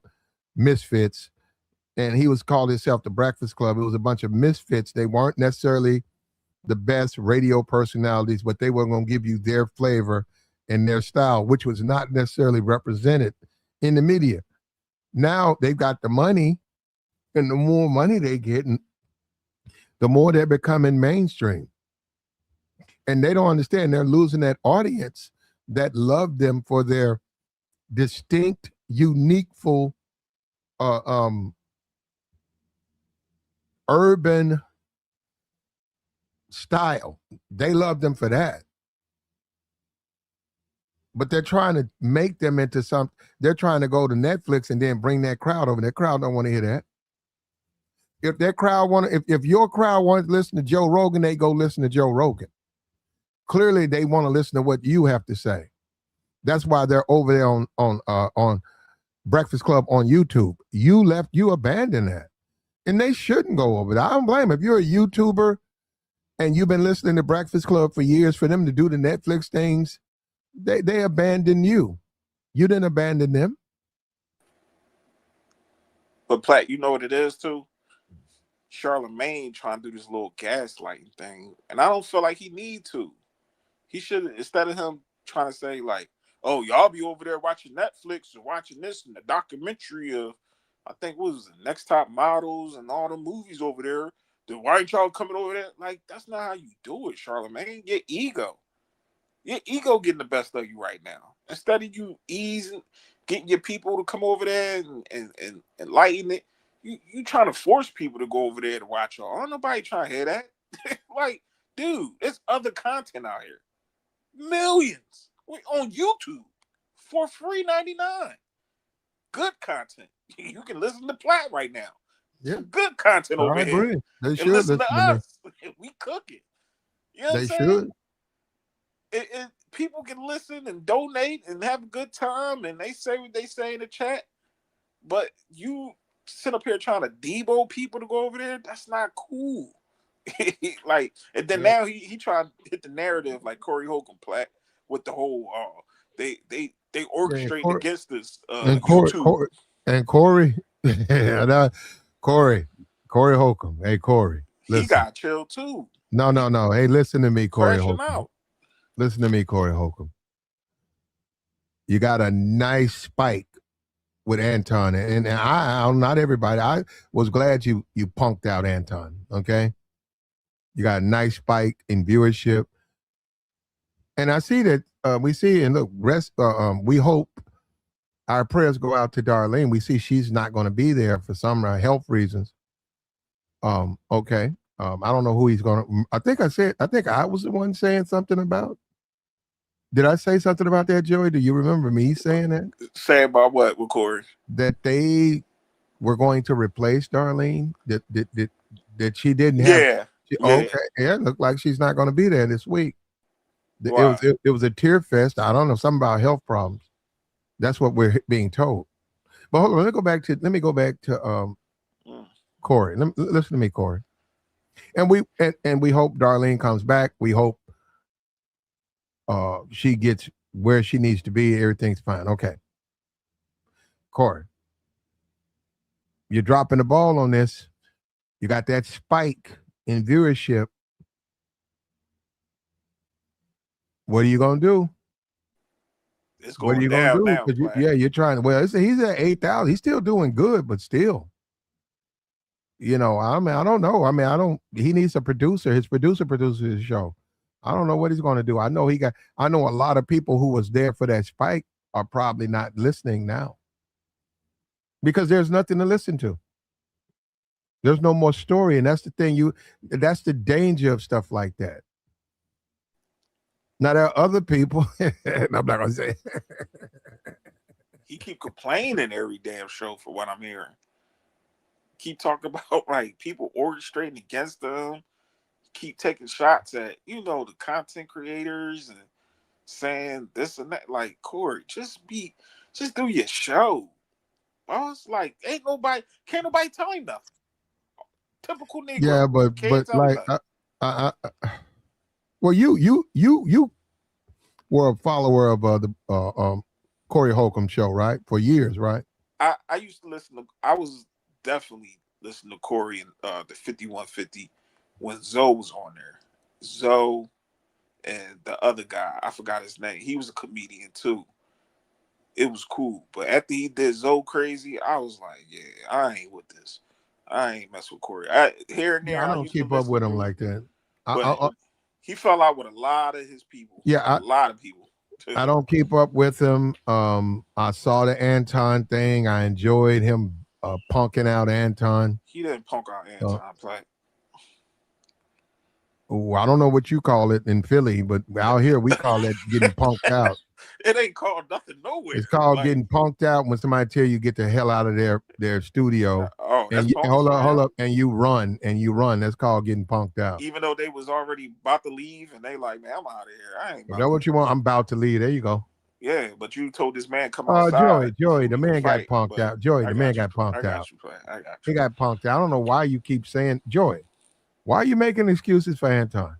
I'm not. I said they both looked at And horrible. all Like, of those women are coming forth. You see all of that stuff coming out on him. Every time I look up on my timeline, I see another woman coming out. yeah, every 2 days he talked. Yeah. Somebody saying they was trying to fly him out. Wow. That's Wow. I That's think scary. that's why I think him and his wife got a little. And if they do, that's their thing. But like I Yeah, said, I saw a thumbnail. I saw a thumbnail. It looked like I didn't see it up close. It looked like his wife was kissing somebody. Yeah, I saw that. It said Anton was upset about it. Oh, yeah, man. The AI, be careful with the AI, man. You don't want to my go too goodness. far with it. Hey, this is what they signed up for, Platt. So you can't determine when is you want the fame, you want the notoriety by any means necessary, the good and the bad. You got to take it. And Anton got to take this where people is all in his business with his wife and his family, and they pulling up old videos and exposing stuff. Hey, this is what you signed up for. Both of them, him and Corey. Mika has a video that stays in my timeline. I don't know What? why. What video? Afghanistan. They said made 10 years ago. Yikes. It's in, I don't know. It's Mika Unleashed or something like that. And that shit horrible, bro. Did you see it? Yeah, that's the worst shit ever, man. But it's in Yeah, I your seen time. that Hold up, crap. it's in your timeline too. And I'm like, what the? No, I'm like, why is this in my time? I'm looking over into my timeline. So I Damn, looked it's at in your some of it. algorithm? I looked at about maybe 45 seconds. What was you talking And about? then, it was look like, well, she No, always, it's a rap video, Joey. Oh my It's a goodness. song. It's a rap video. yeah, it's just like all of, it's like, it's nothing that stood out, right? So I went on about my business. I looked at it for a minute, didn't necessarily care for it. And I said, nah, I'm not going. And you can actually review that if you wanted to. I don't know all this striking, but I said, I'm not interested. So went on about my business. And a couple of days ago, I get up and there the damn thing is again. I'm like, what the hell is this thing? Why is this thing hanging around my timeline like that? If you in that algorithm plat with airtime, yeah, her stuff started to pop up. I had to clean mine. I was like, why her shit keep popping up on it? I ain't see the music video, but it was something else that popped up, like the day in life of her. She working out and doing her makeup. I'm like, I don't want to see this shit. I don't want to see this shit. I'm like, I want to see this shit. Afghanistan. All you gotta do is remember that word. And if you're interested, just go Afghanistan Mika, and it'll pop up, man. And she's got on the lace, and she's showing off her shape, man. Is she popping still? Like, I don't know. I don't know. I'd have to go over there and look. And Platt, you was hyping her up, talking about she go over there with Corey and shit. Man, she would work over there. She would work. Oh, she'd work over there. She ain't gonna be nothing. Well, that's on her, man. That's her choice to make. And look, and we love Darlene, right? But she would work there for what he's trying. Look, that's up to him. That's his channel. That's what he's trying to do. So it looked like Corey got a new little funny chick on his show. You might be Mika. Look, don't look. Let me tell you something. I mean, he doesn't know me, Corey. I know what I'm talking about. Nobody else is gonna work but her. But now I know she ain't gonna do it because she said she won't. So, but she would have been perfect because she's not letting on just how she's not letting on how much she's just like you. She's just not letting on to that. Corey would have ran that girl off, Platt. Well, I mean, I'm not in no kind of way am I saying anything as far as like something off the books. I'm talking about on the podcast, that way. I think it'd be wonderful for you, bro. I think your community would love her. I think, those videos, that shit would have been perfect for you, man. What you're into, the type of guys you have on your community, they would have loved looking at Mika, man, running around there in them shorts, running around there in them that lace and them heels and the twerk video. Yeah, Corey too thirsty, bro. He would have ruined that. Yeah, well, you're right. Now, you're right. You gotta calm yourself down. I've never understood, guy. Why can't guys? You gotta lose. Look, this is how the world works. You win some, you lose some, but this is how the world. You gotta leave. So I don't want to mess my stream up, right? We got a decent stream. You gotta leave something on the table. So in other words, just like gambling, if I win for 10. Yeah, I could put another 3 in trying to win another 10. Or I could just take that 10 and go, which means, Platt, what if you'd have played another 1,000 there? Yeah, I could have won or lost. Well, you could have won, though. Same thing with women, man. Every woman, you're not going to get every woman. You got to leave ass on the table, man. You got to say, hey, man, yeah, you know what? She's fine, but I work with her. You know what I'm saying? Yeah, man, she is fine, but I work with her. You see what I'm saying? How come you ain't trying to? Oh, no, man, I work with her. Well, man, you still no, not still because I work with her. Why don't you do it? That's what I'm saying. I don't know when we got to squeeze every drop. Some guys just can't turn it down, Platt. Like, you'd be surprised, bro. Ain't nobody gonna turn sometimes a beautiful women, they help you, man. You got to leave them alone. Let them live their lives. Let them have their boyfriends. Let them sleep with who they want to. You need them for something else. I don't understand what we got now. Well, you got a lot of thirst buckets. They're not used to women. You got a lot of thirst buckets. Why don't he just find young up and coming comedians from around the country and bring them on for an interview? Because he's gonna punch on them. That's what Corey did. He had the new up and coming guys. I forgot the other guy he had on there, and he started punching on him, saying he was backdooring. He said, hold on, is this the Ramil?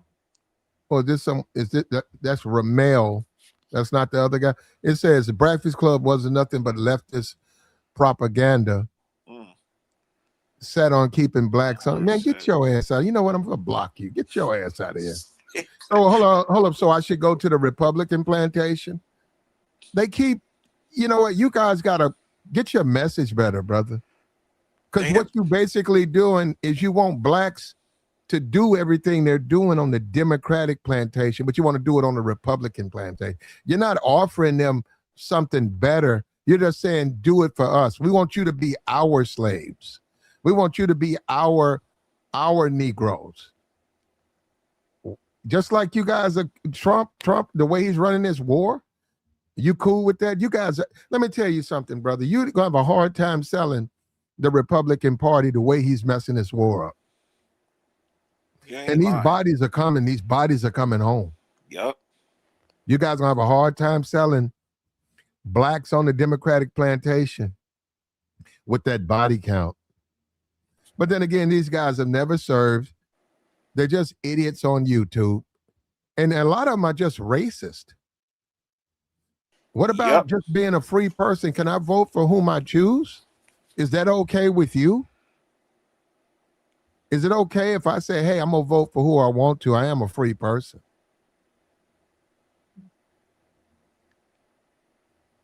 They act no different than the other side, Platt, that they be complaining about. That's why I don't even hold them conversations. He said, you block anyone who speaks again. I block anyone who uses profanity. And attack people for no Mm-hmm. reason. And troll, which is somebody I block.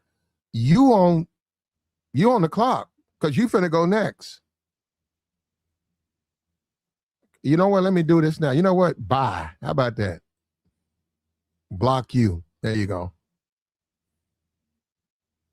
You get him out of here.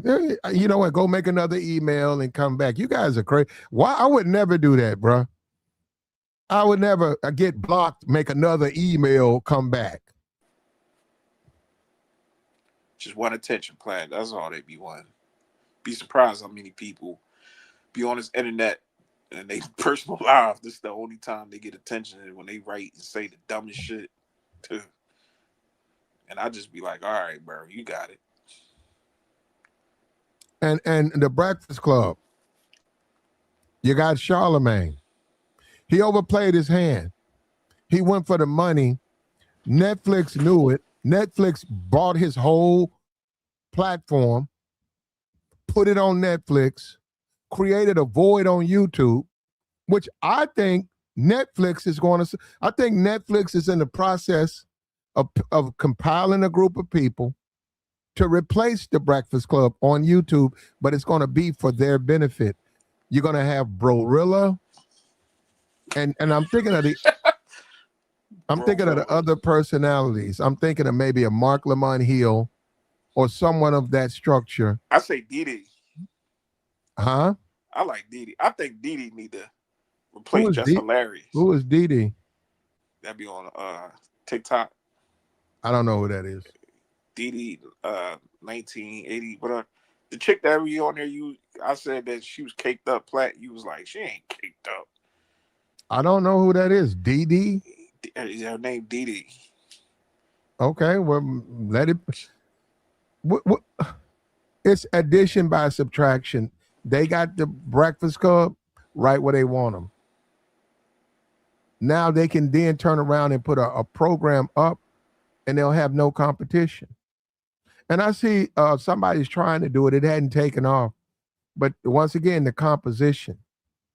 You guys got to understand when you compile these things, these personalities, the audience has to receive them.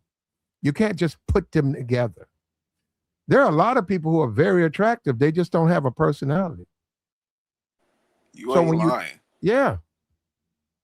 When you look at Stern, right? When you look at Stern, and you had Robin, she was a black woman, but she was on there with Stern.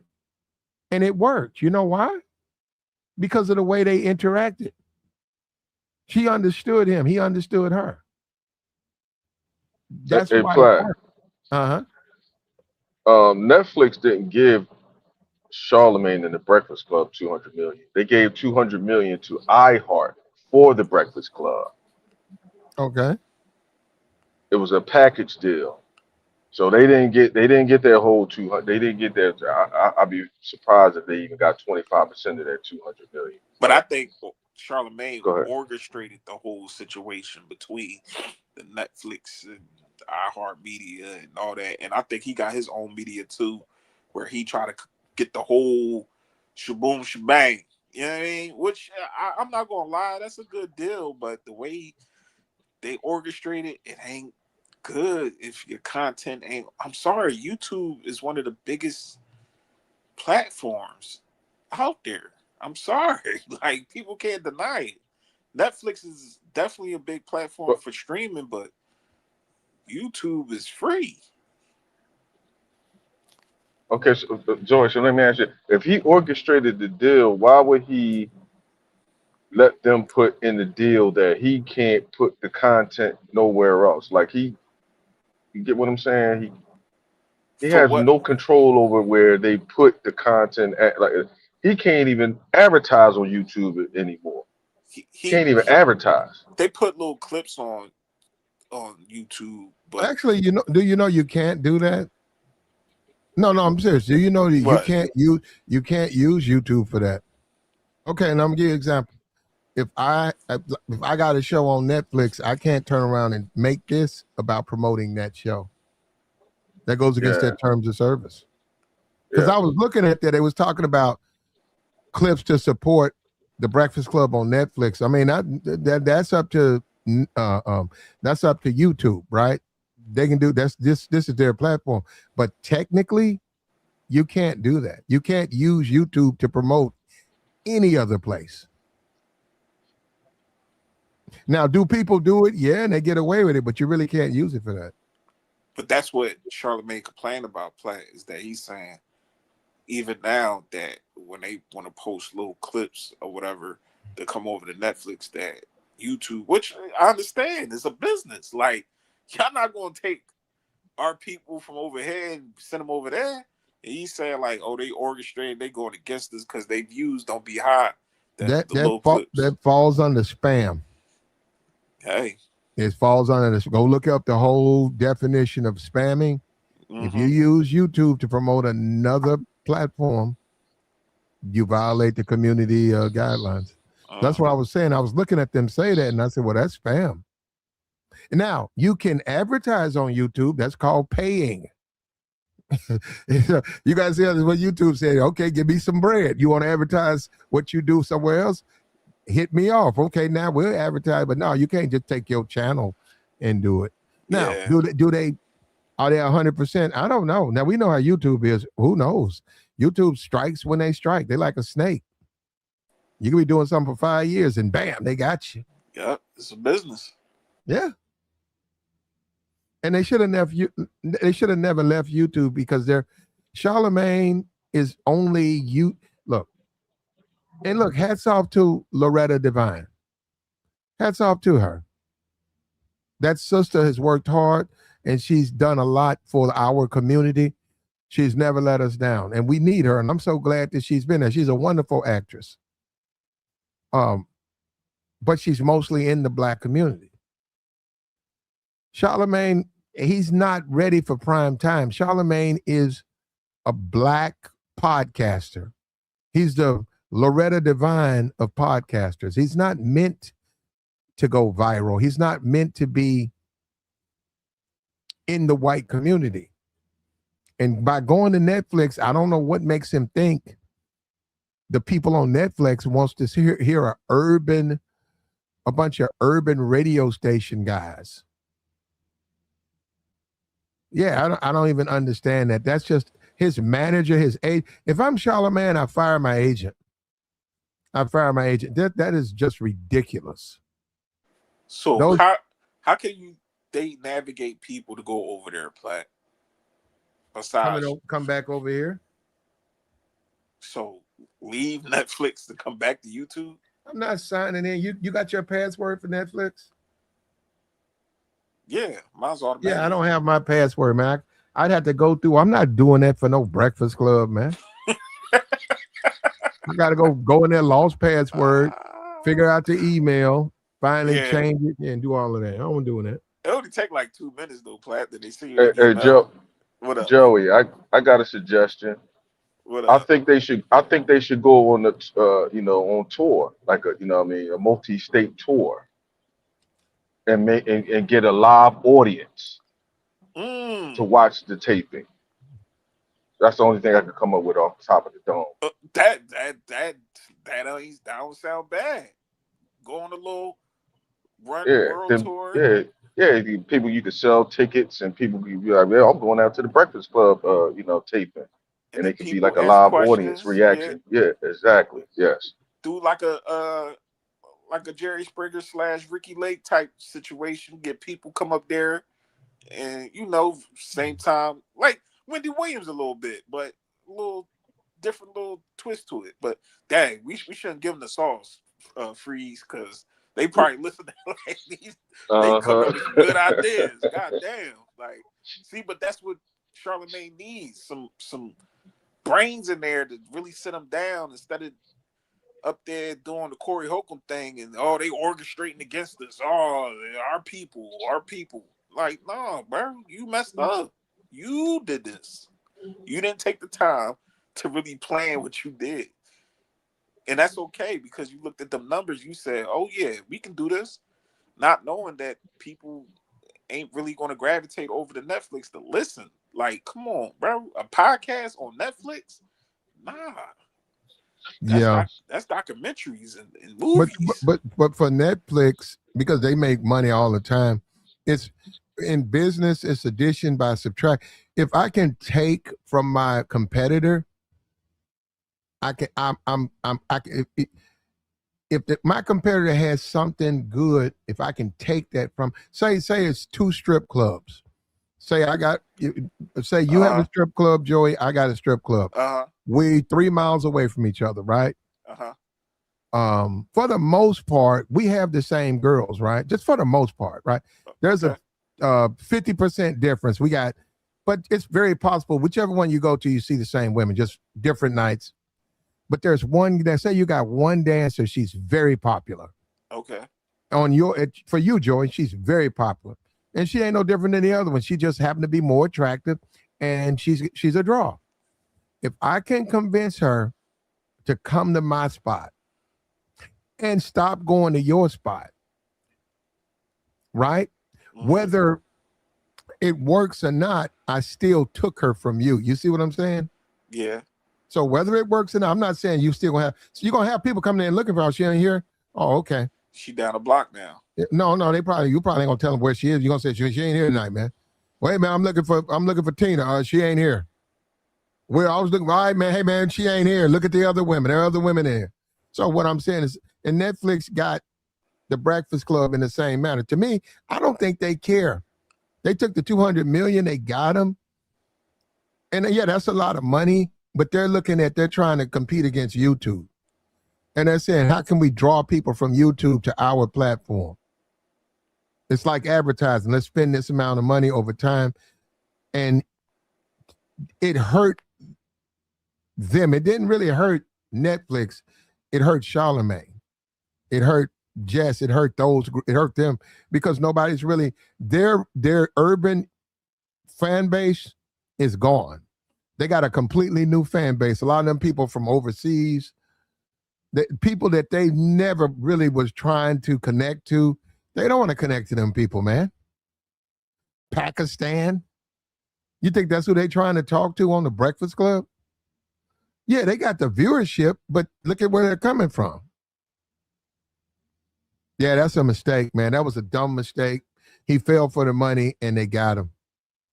It's just like the chick. She leaves your place. Joy, when she works for you, she's got friends, the other girls, security likes her, you like her, the DJ likes her. She feels at home. You let her sister come in for free. You know her she makes you money, she makes money. You know her. She goes to me, it's a job for me. Hey, my sister wants to come in. Your sister got to pay. Hey, the other girls, they don't get on. Well, hey, if they do something, let me know. But I can't make them like you. And she's like, I go there. It's like work. They don't like you. See what I'm saying? It's more money there, but I don't like it there. So then they quit. Yeah. So that's what I'm saying. That's what Charlemagne has ventured into. Where you get more money, but he doesn't. They don't like it there, and they know they don't. Why would they like it at Netflix? Yeah, don't be surprised if by the end of the year they got a Latin co-host. See, Mm.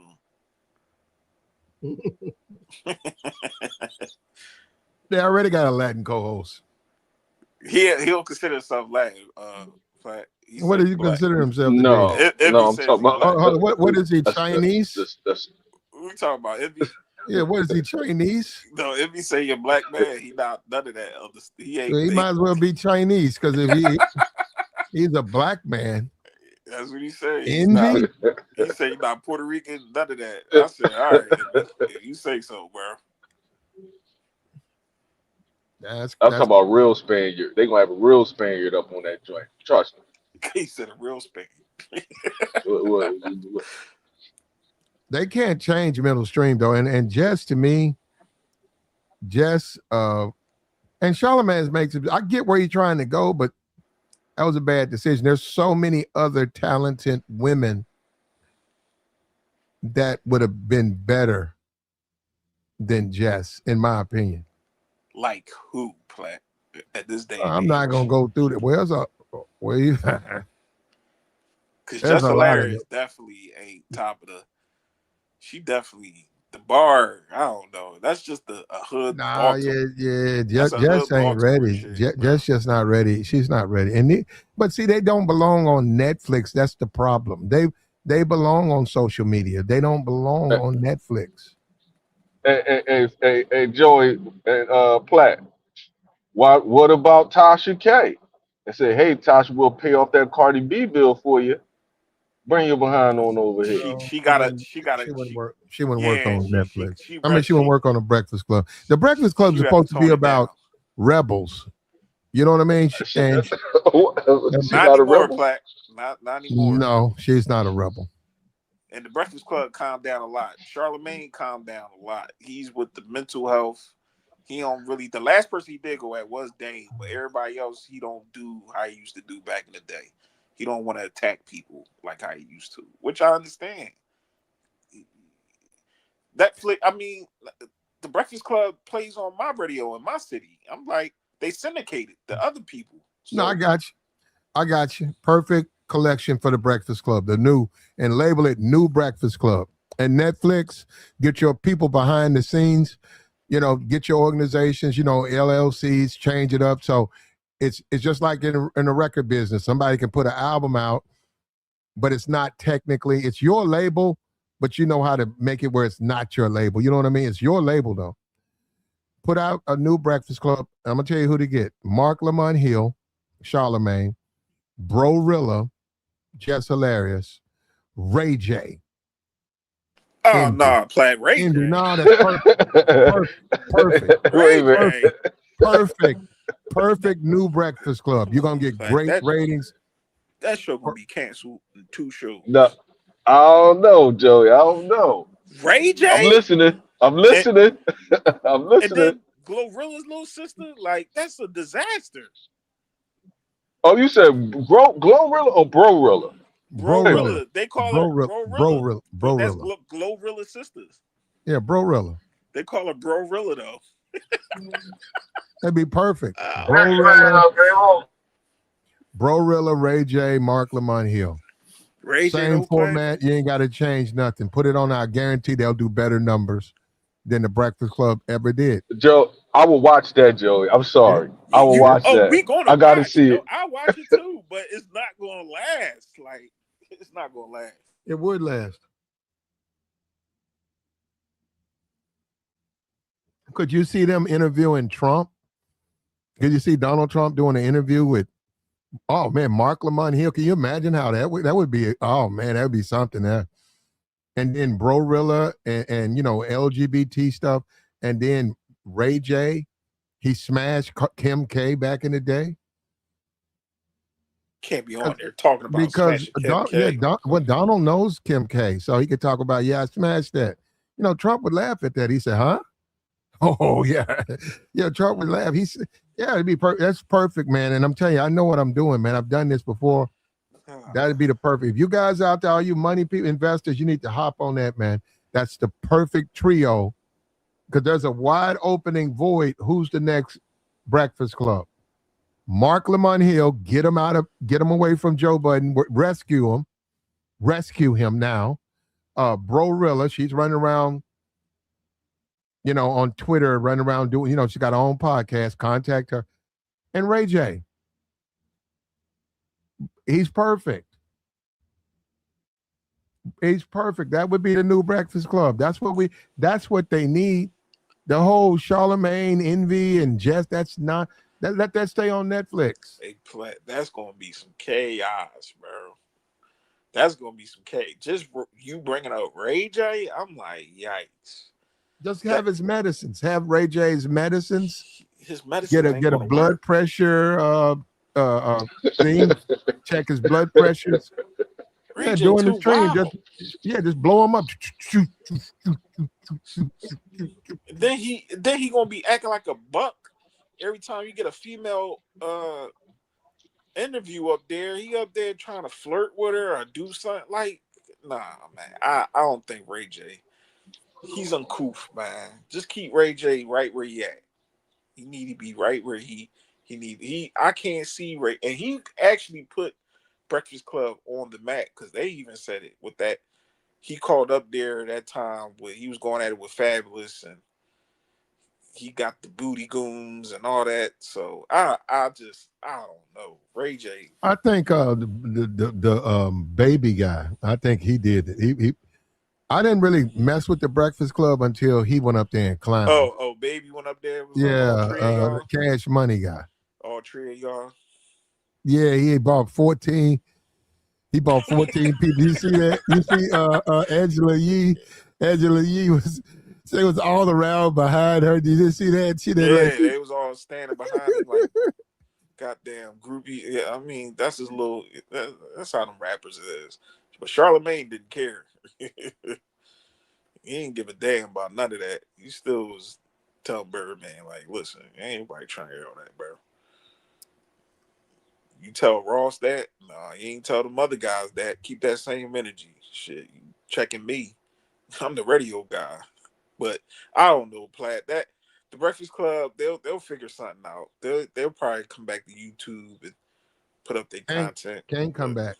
They can. They're under contract. But if it's not, if Netflix is known, they don't have to let them. That's the thing. You don't have to let people. You don't have to let them out. You don't have to let them out. No, you don't. You can. Netflix will drop them. If them numbers ain't up, they'll drop. You can. In business, Joy. Say you build a better computer.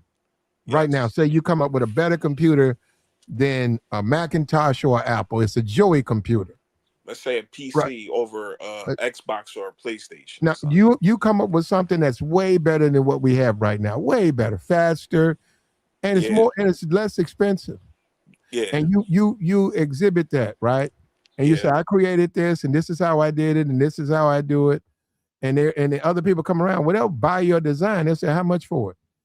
And you say, well, I want to start out. They say, okay, well, no, once they get it, then they'll bury it. They buy it and they keep theirs going. They say, we'll just bury his design. We'll pay him. We're not going to market that. We'll just take it from him. We'll buy it from him, pay him off, and bury it. That way we can continue doing what we're doing. That's business. They just did that. No, they did that to the Breakfast Club. They bought it from YouTube. They bought it from iHeart, and they buried it. They paid them off. They don't want it. They said we can just bury it. Now we control it. Now we can lace up all the radio people driving around with Netflix ads and Netflix this and check out Netflix and Netflix. And it's theirs now. But Netflix cancels shows too, Platt. Don't get it twisted. If you ain't doing, and then after they possibly could cancel the Breakfast Club, if they want to navigate back to YouTube, it won't hit the same possibly. So they play in the catch-22. Even if Netflix be like, you know what, we got about whatever, how many episodes or shows we want to keep doing with them, and then the ratings ain't up. They will cancel them, just no different than the TV shows and everything else they do. That's how it is. Especially with them streaming people, because they want to see them numbers. you ain't looking. They ain't, if your numbers ain't up and you don't get that engagement like how you supposed to, oh, you out of here. YouTube, it don't matter if your engagement is up high or low. Hey, people The gonna be there. tubes, People going just like Fresh and Fit. They fell off and they came right back. the Fresh and Fit. Well, Fresh and Fit still, man. They know YouTube owe them. Google owes them a debt of gratitude, bro. YouTube making so much money. Well, have made so much money off Fresh and Fit. They made millions off of them because they don't have to pay them. They still run ads on those episodes. Oh, they do? Damn. You go to them, yeah. And they still demonetized, ain't they? Damn. Well, but they're still they're demonetized for a lot of reasons. But what I'm saying is, ads that you can always put weightlifting. So you got to say somebody's got really a real explicit, inappropriate content, right? Yeah. Right, but it's not to the point where it's crossed the boundary, right? They can put weightlifting equipment. They can put sneakers. They can put energy stuff, adult stuff on. You know what I'm saying? Stuff like Depends diapers and stuff. They still can find some advertisers for that type of content. But does it limit content? It limits it a lot. That's why you don't want to have a spicy stream full of profanity and unnecessary things. Gambling sites, there you go. Yeah. You want that evergreen content where people ain't out there wilding out and stuff like that, which I do understand. Like you be like telling the guys, chill out with the profanity. Let's make up another word besides saying the vulgar words, because yeah, they got AIs. They listen to everything we saying and Well, yeah, the AI listens pop right to up. it, and the thing about it is,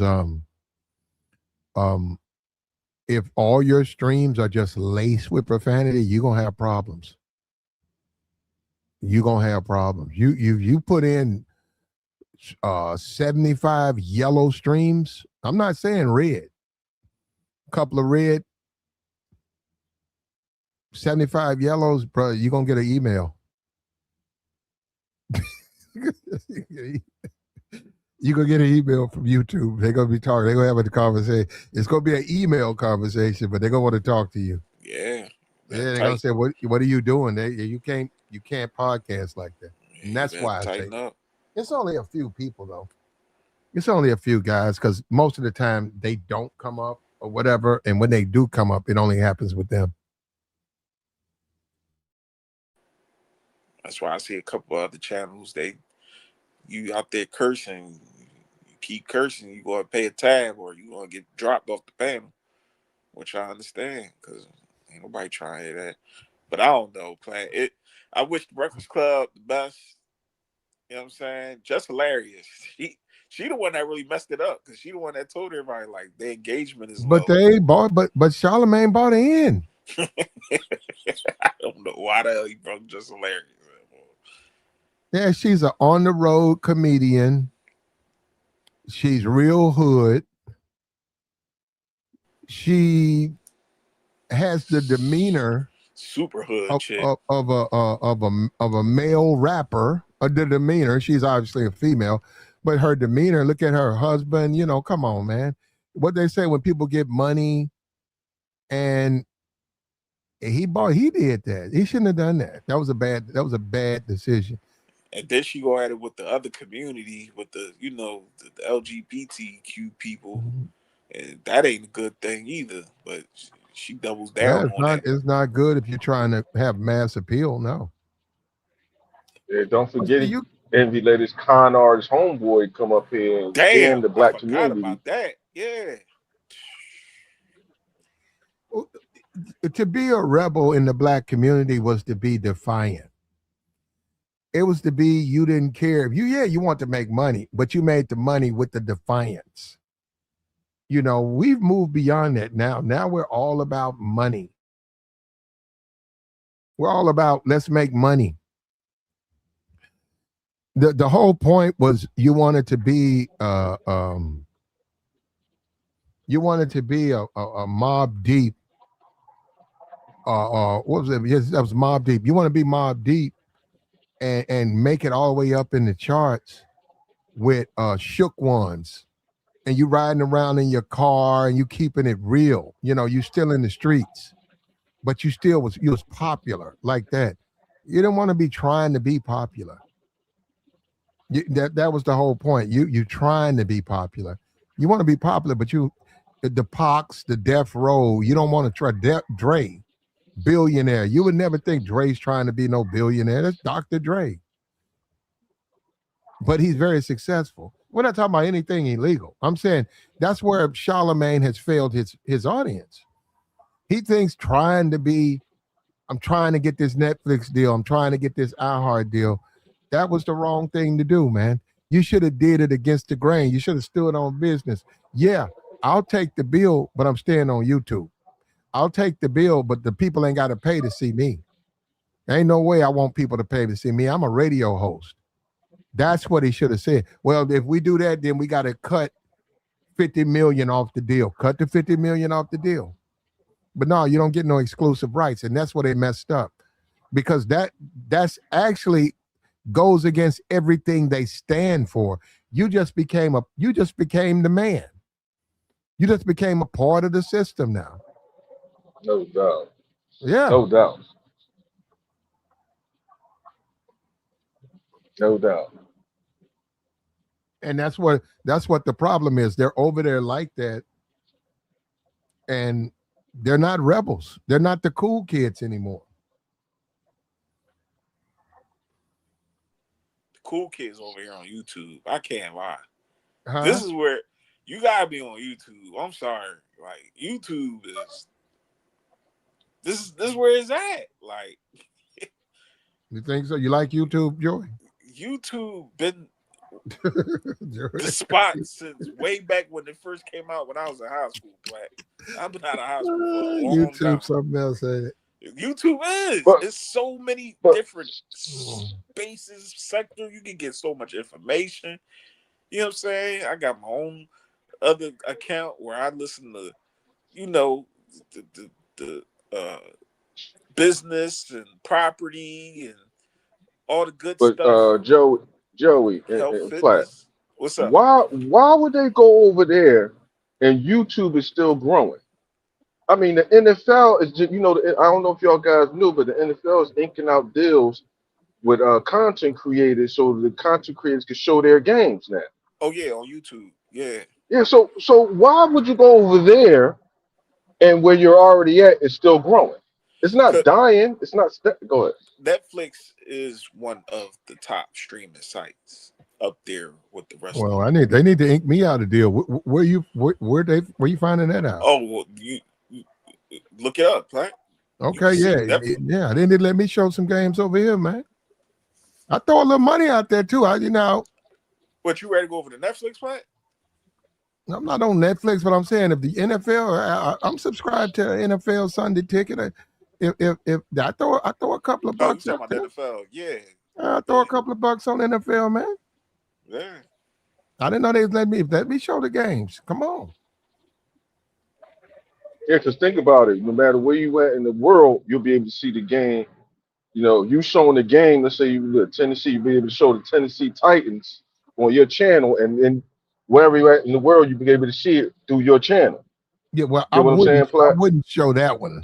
I wouldn't show that. I'm just saying, you know, wherever you at, people from around the world can see your channel and watch the game. That's how the Titans stink. There's no way I would show a Titans game. No, they don't, man. Shout out, Misha. Yeah. Hey, Misha. I wouldn't show it. Well, we'll see, man. Who knows, man? I got a matter of fact, I got an email from what you call the microphone people. What both of them, Rhodes sent me an email talking about something. Could we do an ad on your channel? And I haven't got. That was probably 5 months ago. I said I haven't got back to him, man. So it's like that, man. Yeah, some people just ain't willing to just.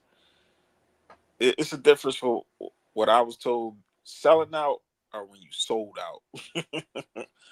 And the way I look at it now, people are willing to just sell out because things is getting tight. Like, as much as you think people, Yeah, but you can't do it, Joey, because you'll lose your audience.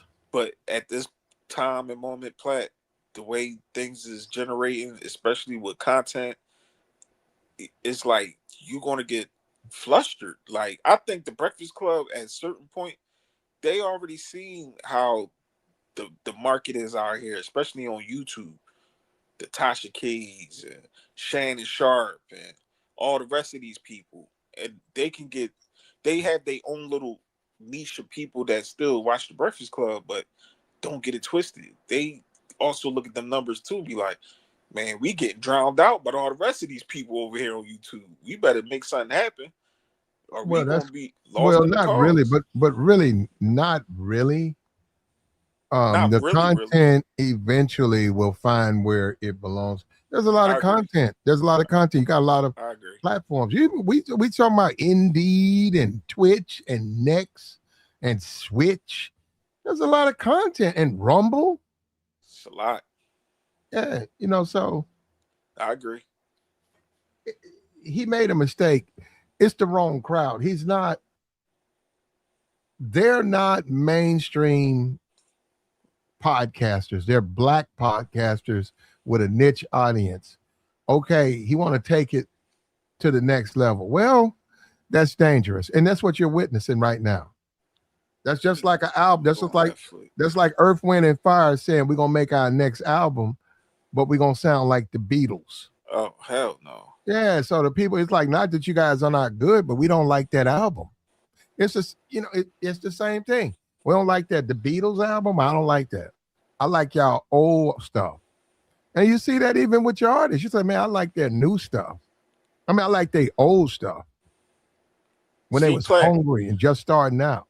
I just went on my Netflix, and this is what I'm saying. Like, this new movie, it looked good, called World Machine. Then Nobody 2, the first Nobody was good. That's kind of like an action movie. Like, it's just too much. Even over here with the movies, they got some anime stuff going on. Oh, they got Casino back on here. Oh, I might have to watch that. Hold on. George, that's the thing. Over there, you can actually watch the movie. Yeah. On YouTube, you can't watch that movie. If there's a movie if I'm looking for the Breakfast Club, and while I'm clicking on the Breakfast Club down in my recommended side, and they put a movie there, say they put whatever movie's out now, I don't even know, whatever a popular film out, right? And when I look down there and it's saying it's a picture. If I click on that recommend, I say, oh, forget the Breakfast Club. Guess what? It's gonna say either you'll get a trailer or it's gonna say YouTube, you gotta pay. You gotta pay $5 or you gotta pay $30 to see it. Right over on Netflix, I don't have to do none of that. Once I get inside Netflix, I'm paying my membership, and then I say, oh, yeah, I'm going over and watch the Breakfast Club. Well, guess what? Like you said, Joey, there's a World War II, and there's this movie and that movie, and there's The Rock and somebody else in this new film, and Tyler Perry. You're gonna drift toward them. You're gonna say, whoa, I'll come back to the Breakfast Club, but then you're gonna watch your movies and you're gonna forget about the Breakfast Club. And that's what they're going through. Yup. Cat Williams got all the Jurassic Parks on here. I'm looking at it as I'm speaking to you. Like, and you want to know what's crazy, Platt? I don't even see none with the Breakfast Club. Go to the Breakfast Club page and tell me what's their competitors. I'm about to look. Oh, Saw 10 about to come out on here. See, come on, man. Breakfast Club ain't gonna compete with this, man. They got too many good movies about to come. Oh, here it go, right here, podcast, right here. Oh, they number one in the podcast sector. Then it's another one. What's called, the next one? I ain't gonna say the right. It's Unalive with My Husband. What's the next one? Joe and Jada. What's the next one? Who is Bill Simmons and somebody. Yeah, see, that's Bill fucking Simmons. Number one on there. That's like saying that what they said. That's the tallest midget. They're not doing nothing over there, man. being number one as a The podcaster on rewatchables Netflix. is what they call the rewatchables. That's like me going to Alaska and being an underground rapper.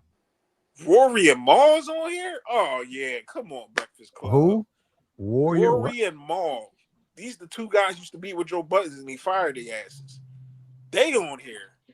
Yeah, man. Yeah, I told you it's know, trash man. over there, bro. I don't know, man. Then they got these white guys right here. I don't play. They got all these no-name podcast white people look like they barely wash up. Like, oh, the Pete Davidson got a podcast. Well, there you go. That's what I'm saying. It's a different crowd. That's not the niche urban crowd that they had, and they left what they created. See, we're getting further and further away from that. We used to be proud to be black people. We're losing that, man. We should be proud to say, hey, and that's what I mean. When you go back to the Frankie Beverleys, when you go back to the Isley Brothers. No, I'm serious. Isley Brothers never crossed over. Isley Brothers. They were happy being the Isley Brothers. Hey, Ernie, and some people say Ernie Isley is the greatest guitarist ever. I hear that too. Yeah. You don't know that, though. That's not common now. But a lot of the white musicians say Ernie Isley. Nobody can play like him. Right now, he didn't put out a solo album, but he stayed Ernie Isley with the Isley Brothers. They never really crossed over. They weren't no Michael Jacksons. They weren't no household names, but they had good careers. And you know what? They brought a lot of entertainment and pleasure and relief to black people and the people who went to their concerts, because they did exactly what they wanted them to do. They wanted them to be the Isley Brothers. And that's what I think Charlemagne has missed the mark, because people want you to be the Breakfast Club. We know you're stupid. We know that you don't know what you're doing. We don't want you to change, though. We want you to stay just the way you are. And he's so busy trying to prove or trying to go to Netflix, and that's a mistake. And there's a wide open void. Now I stand on this. There's a wide open void. Get you a collection of 3 people. Now, my 3 would be Brorilla, Ray J, Mark Lamont Hill. You have a new Breakfast Club. You don't have to change anything. The blueprint's already been there, laid out for you. It's laid out. Good morning, Platt. Good morning, Platt. Good morning, yeah. Hold up. The same things that they've been talking about. The same thing the Breakfast Club been talking about. Have a Ray J, have a Brorilla, give her perspective. Have a Ray J. Bring in a politician. Bring in a politician like you've been doing. Bring in a Candace Owens and let her come in there and talk to Brorilla and talk to Ray J and talk to Mark Lamont Hill. It's the perfect casting. It's the perfect casting. I got to pat myself on the back for that. But they're not going to do that. So that's what I mean. If Charlemagne or whatever, they got the money, man, but it pretty much, the whole aspect is trash. Nobody's going to go to Netflix to listen to you. These podcast lineups is trash, but Dave Chong look like he cooking. But Platt and Joy, I hear what you're saying. I think sometimes you need to sell fast. Sometimes you hold on to something too long. Yeah, that's what I said earlier. Yeah, you're selling out and you sold out. Like they had to sell. I agree. Things the way it's moving right now, we don't know how long Breakfast Club. If people going to keep listening to them another 5 more years down the line, because most of they stuff. I mean, the last big interview, for what I heard, was Dame Dash, and I hate to say it, Dame was kind of right when he was telling them about ownership and stuff like that. Because once you sell, that's it. Them people own you, and they could control the content that you're putting out too. Yo, you can't say that. But you better not act like that. I enjoyed $1 million worth of game when they were hood. Kelly and Wallow, yeah. I don't too much like it anymore because they went They got corporate kind of. sponsors. Yeah, they got Yeah, sponsors. and, right. But when they were Raw back when they first started up, that was the real, you know. Um, I don't know. It's just like a job, no different Right. than you gotta the way you represent your company. Like you can't just be coming in there with your pants sagging, your shirt. I remember a guy came to work one time with shirt looking all crazy, his drawers all hanging out his pants, and the supervisor like, "Yo, you gotta go home, good brother. Can't come in here looking like that. And you smelling like liquor, shirt wrinkled, Wow. your hair all looking crazy. Like, what we doing?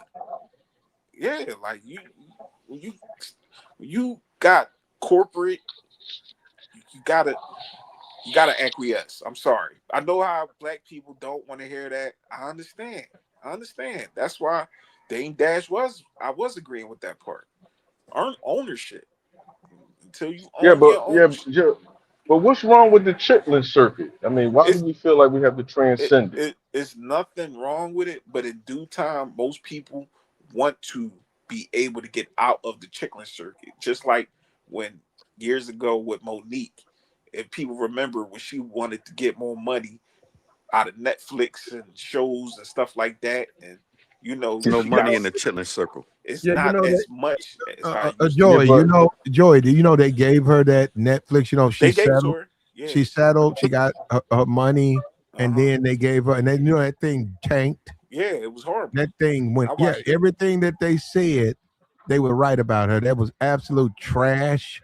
It sits in the catalog of Netflix, and nobody watched it, but she's lied and they settled. Some judge recommended, and Netflix was told it's better to settle than take it to the next level, so they settled. And she's still running around here broke. Going at Whoopi Goldberg now. She wrote good. She wrote a letter to Whoopi. Who writes a letter to Whoopi Goldberg? Like, what the hell? But I guess whatever. What did she wrote talking about with Whoopi? Because around that time, everybody was basically telling Monique like, humble yourself. Like, this ain't your time. And she like, nah, I'm a decorated comedian. I was supposed No, to be she getting ain't. paid no different than No, Dave she's not. Chappelle and all them people. No, she's not. But it's hard to Well, tell she people could be. I that. mean, if they Like, wanted to pay her that, no, she's not. Monique wasn't even a good comedian amongst the women the of the queens of comedy, yeah, she queens of wasn't even the comedy. best. She wasn't even the best comedian. Yeah. You don't think so, Platt? Monique? No, it No, was Monique nah. not never. It Monique was is her best. Monique was good at sitcoms. If you want to give the her credit for Parkers. that, Yeah, the Parkers was the if hit. you want to give her credit for that, but as far as comedian, no, she's trash. Oh, she is a foul mouthed woman. You want to hear a woman talking dirty? If that's what you want to hear, you know. I And agree with that, Platt. Negroes I do agree. get off Yeah, on you're stuff right. on that. They do. You Negroes ain't get on. lying, Platt. They get all. They put on a suit and they go to a concert hall, and she gets up and says, "It's not even funny. Something disgusting." And Negroes, Yeah, vulgar. Yeah, women is real vulgar when they do comedy. I went to one comedy show, and this chick was just talking about everything, her private area, licking and sticking. I'm like, come on, I don't want to hear this, mama. Like, and it was kind of making people uncomfortable. Like, wasn't nobody really laughing. They was mostly saying, "Ooh, whoa, cringe moment. Yeah, yeah, come on, all right, no comedy. yikes." And a lot of people have said that about black comedians. It's no comedy. That's why they venture off into white comedians because it's actual comedy. That's what people have said. I really, like the Netflix, I don't know what those guys say, but they said a lot of it's just vulgar. They're not really funny. Yeah, I don't even think what's the guy that everyone Anton and them are going against now? Troy, whatever Corey his name. Holcomb. Corey Holcomb, Corey. Yeah, I don't think he's funny. But I vulgar, don't yeah, I don't he's see what the vulgar, big maybe is he vulgar? I don't know, but extremely vulgar. yeah. Abortions, tricking on women, and all Yeah, I type don't of know his stuff. body of work, but he doesn't appeal to nothing I want to listen to. You know. Well, yeah, he got his spike, man. He better hop on it because slowly, the steam is going down because he's not talking about the stuff that was going on. He ventured over here. He don't really come on YouTube like that. Tampon and all of that stuff. Hats off to, hey, look, Anton or tampon. You you and Corey, thank you. The amount of satisfaction and enjoyment both of you guys gave me doing the last month, I can't even put in words, man. You lifted my spirits, man. That was wonderful for me. I appreciate it, brother.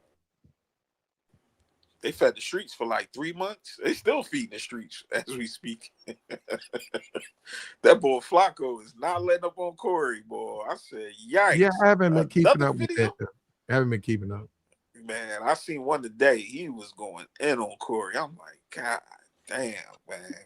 Corey, just tell this fat dude you don't want no trouble with him. Because he gonna because everything Corey be saying, he's a hothead. He just, you can't tell him nothing. Well, when somebody big like that, when you start talking about 500,000 subscribers, big name like a Anton, you can really, if you wanted to, you got to follow the YouTube guidelines. If you want to, you can make streams about nothing but Anton the whole time. That's what they doing. And shout out to y'all content creators, man, for picking up the ball and understanding. I haven't made an Anton stream in a month. But Platt, around the space now, that little side over there with Anton, these guys beefing with each other now behind Anton. It's getting crazy. What do you mean? Like, I ain't gonna put you talking about Freezy? Freezy and my other man they going at it now because of how I'm like, y'all wilding, bro. Oh yeah. Well, they work together though. That's bad blood. They all was intertwined with Anton. I know. So that's what I'm saying. That's if you're not familiar with that, then I can see that. But yeah, exactly. He said Tommy going after Anton. Hey, if you want to be honest, Tommy was right. Yeah. If you want to tell the truth, no. He said Anton, you attack Mark Lamont Hill. Now hold on, let me say this. I agree with Tommy when he said that because I don't keep up with all, but I remember Mark Lamont Hill. We all do, right? Before this YouTube stuff, he used to be on the TV show. Mark Lamont Hill used to be on the TV show. Mark Lamont Hill ain't never tried to come across as no tough guy. He ain't never tried to come across like he a thug. He was always an intellectual dude, right? Exactly. Yeah. And Anton attacked him, and I was like, wow, of all the people, I saw that. And then Tommy was like, y'all getting on me, but I just did the same thing Anton did. And then I looked at it twice because I said, whoa, he right. He said, y'all getting on me. But he said, what did I do? I just attacked Anton. He said he did the same thing to Mark Lamont Hill. And I said, whoa, no, he woke me up. I said, whoa, now, and they're doing whatever they're doing. Now, I don't know what they're doing currently, but it's interesting. Let me put it like that. I thought Mark Lamont Hill, I thought he would have you in Philly, just like I'm in Philly. I thought he would run for some type of government position. That's what I would think too. I don't know what what's his plan. You need to get Sherelle out of here. We need her out of this city ASAP. I don't care who's the next mayor. And yeah, I voted for her. Can't lie. Yeah, I voted for Sherelle too. I don't know. She's sisterhood. Just sisterhood. I like Sherelle. I like. Yeah, you don't like Sherelle Parker? I don't like her now because after the trash, and then we got these speed bumps, and we got a lot. We got the lights, the parking, and get a ticket everywhere you go. There's no point having a car in the city. Yeah, true that. You know what I'm saying? Joey, Amazon is next. You think so? I think Cheryl said she's about to tax Amazon packages or something like that. Yeah, that sounds about right. Well, they tax them here. With Amazon. They taxed them remember, there, Platt? for Oh, the yeah? long time, Amazon stuff wasn't taxed, but yeah, Well, it's tax here. It it's is? taxed here too. Okay. Yeah, I heard they was taxing everywhere else, but yeah, they about to put that You know, tax out here, I guess. you know how much. You know how much this guy. I called this dude. He's a Mexican dude. He got his own business though. You know, he could be American. He could be Greece. Anyhow, I called this business right. I said, I remember I told you. I said I need a front and back chop. Yeah, long. Good dude. I said, yeah. He said he gonna come out. I said, give me. I kept. He never would give me a quote. I said, well, I need the quote. I said, don't chop till you get the quote. Till you give me the quote. You gotta come out and look at your yard and He stuff. came out. He told me he hit me up to some $220. I said, man, you must be smoking. You must be on that thing, bro. Hold on, Platt. You must be smoking that stick, bro. You crazy? I ain't paying you no $220. Do you got bushes in your front yard, Platt? To cut Wait a grass. minute. Yeah, if you got I'll pay you $220 to build me a fucking third room on my house. Never Platt, to cut your yard. but do you got bushes in the front yard like mine? Because it's mine's. It's high, but I can. Joey, You can trim them. for that, it might take me. I ain't gonna be able to do it one day, Okay. but I can knock it down. I got to cut it, about 3, then come back, redo it at about 1, and then it's cut. I don't. It would take a lot longer because it's high now. That's what I'm saying. It's real thick. I wanted him to knock it down. I went up $200. I'm like, man, I'm not paying you. I don't know why he said such a crazy number. Then he turned back and sent me a thing, and I told him, I said, nah, man, I could do 160. And he didn't say nothing. Then he hit me back to my, okay, maybe Thursday. But that's all right. All right. Well, we'll see. All right. Yeah. Way back. We'll Thursday. see. We'll see, because I told him, I said, I don't need everybody wants you to do it every weekend. And all of that snow with that long freeze that we had across the country, that snow really slowed it up with the it helps. No, it helps your grass because it's deep moisture. That snow goes in, it freezes it, then it goes in deep. Mm-hmm. So the grass or whatever, all the vegetation and all of that stuff is really going to grow Now, hard Platt, now because of that snow. Yeah. I wanted to ask you, Platt, because where I live, if your bushes ain't cut at a certain length and your grass ain't, you get fined for that. You get what I'm saying? Mm-hmm. So I have to pay that $200. You know what I mean? Front and back. Because if I do it myself. the back, if we get fined, Joy's No. absolutely correct. No, I would do it. What I'm telling you is, I would understand, and I would just do it myself. That's all Okay. I'm saying. okay. I could do Joy. I got my mower and stuff. It's all my stuff paid. All my stuff paid for itself. You see what the prices are, right? Yeah. A mower and a what do they call that thing? A clipper? Whatever that, the trimmer. Yeah, I don't even know what you call it. A mower and a trimmer. I call it the trimmer. Yeah, I know whatever that thing is, you get the more. When you look at the prices now, you might as well buy your own stuff because you're paying for it. A good one could run you about $800-900, or a good. For what? Are you talking about a riding mower? You talking about a riding mower? Not a riding mower. I'm talking about the one you walking and mowing. I don't know where you buy your mowers at. Who pays $800 for a lawnmower? Yeah, plant a good one at Home Depot. Nah, $800. I don't know where you can get a a good get mower a for like cheaper $200, man. Yeah, you can get a cheap one. Well, you don't have to get it. You don't have to get it that low, but $800. Why would you want it at $800? I don't get $800.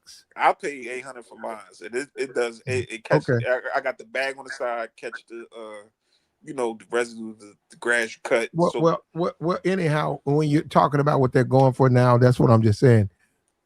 When you look at the prices, right? I'm just saying, people, you get it cut, and there's a whole bunch of business saying we'll come out there, chop you for $20 this time, but you got to pay them $65 every 2 weeks, for the rest for the whole summer, and I don't want to sign on to that.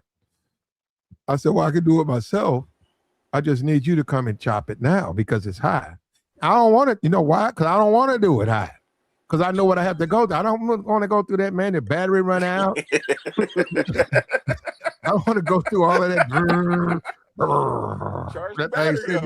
You gotta go charge it back, come back. No, Nah, man, when it's high like that, no, once you get it down, but I'm telling you, man, once you get that thing down, it ain't nothing to chop. Yeah, I got Because electric. you won't let it grow. You don't let it get up. Yeah, I but can't. people don't look at the And it's good the long exercise. term plat. Well, no, Yeah. and it's great exercise. So you got to exercise anyhow, right? So why not go out there and push the more? It's great exercise, and you keeping your yard cut. I just we'll see. I'll get him to do it, man. He'll do it. He'll do it. I hate that he's so high. Though. It make me wonder, but I gotta hide my stuff too.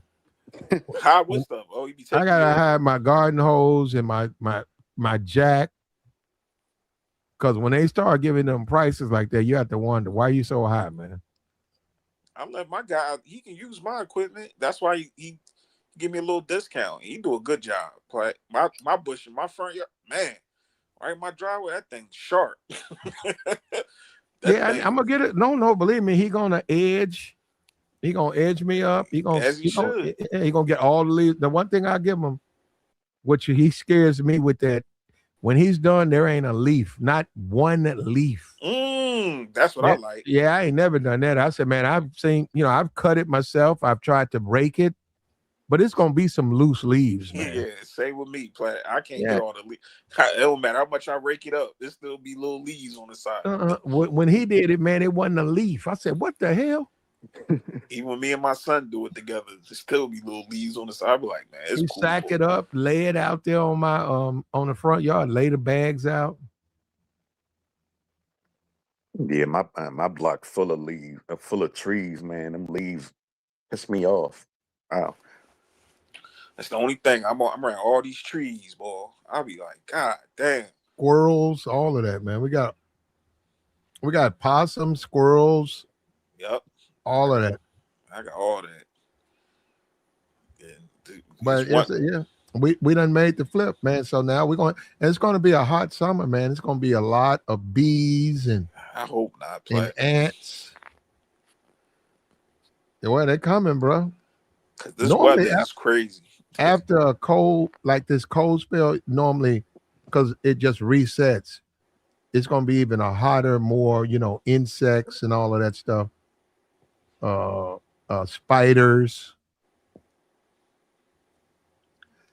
But we'll make it, man. It was 70 degrees 2 days ago. Now it was below 80. I'm like, what is like? Who's playing with the weather right now? This is crazy. It was just snowing a little bit. I got you, man. Look, but because they complaining about. Look, the Breakfast Club. At the end of the day, Charlemagne overplayed his hand. Okay, he's number one on Netflix. That ain't good. He should have stayed on YouTube. And also, what about the community? What about the community? Community likes you, man. The community needs you. They want you to be a part of the community. Okay, yeah, you could take money and go mainstream, but that ain't what they want from you. Yeah, that's something to be said. Yeah, that's something to think about. Yeah, they liked you because you wasn't mainstream. But Platt, do you understand that Breakfast Club, Joe Buttons, we could put Club Shay Shay, they all in the same category. Not Shannon Sharp. Yes. Nah, not Shannon Sharp. All of them mainstream. Joe Buzz, that's mainstream. So is Breakfast Club. Nah. They syndicated. They shouldn't be. That's the whole point. It ain't about what they should be. Joey, they shouldn't be even trying to be like that. Joe Bud's mainstream. Okay. Joe Bud is mainstream. Who else is Shannon Sharp? Mainstream. But the Breakfast Club is supposed to be ours. That's us. They represent the Black community. They represent the urban community. They're supposed to be like, we got Jess up there. Jess is a bimbo. You got Charlemagne, an idiot, and you got Envy, a scammer. That's what we like. That's what we want to see, man. We don't want to see a sellout Breakfast Club on a Netflix. They lost us with that. Too many people just don't want to be what they are. And that's precisely our problems, man. No, it's the point of people gotta know when they gotta cash out, Platt.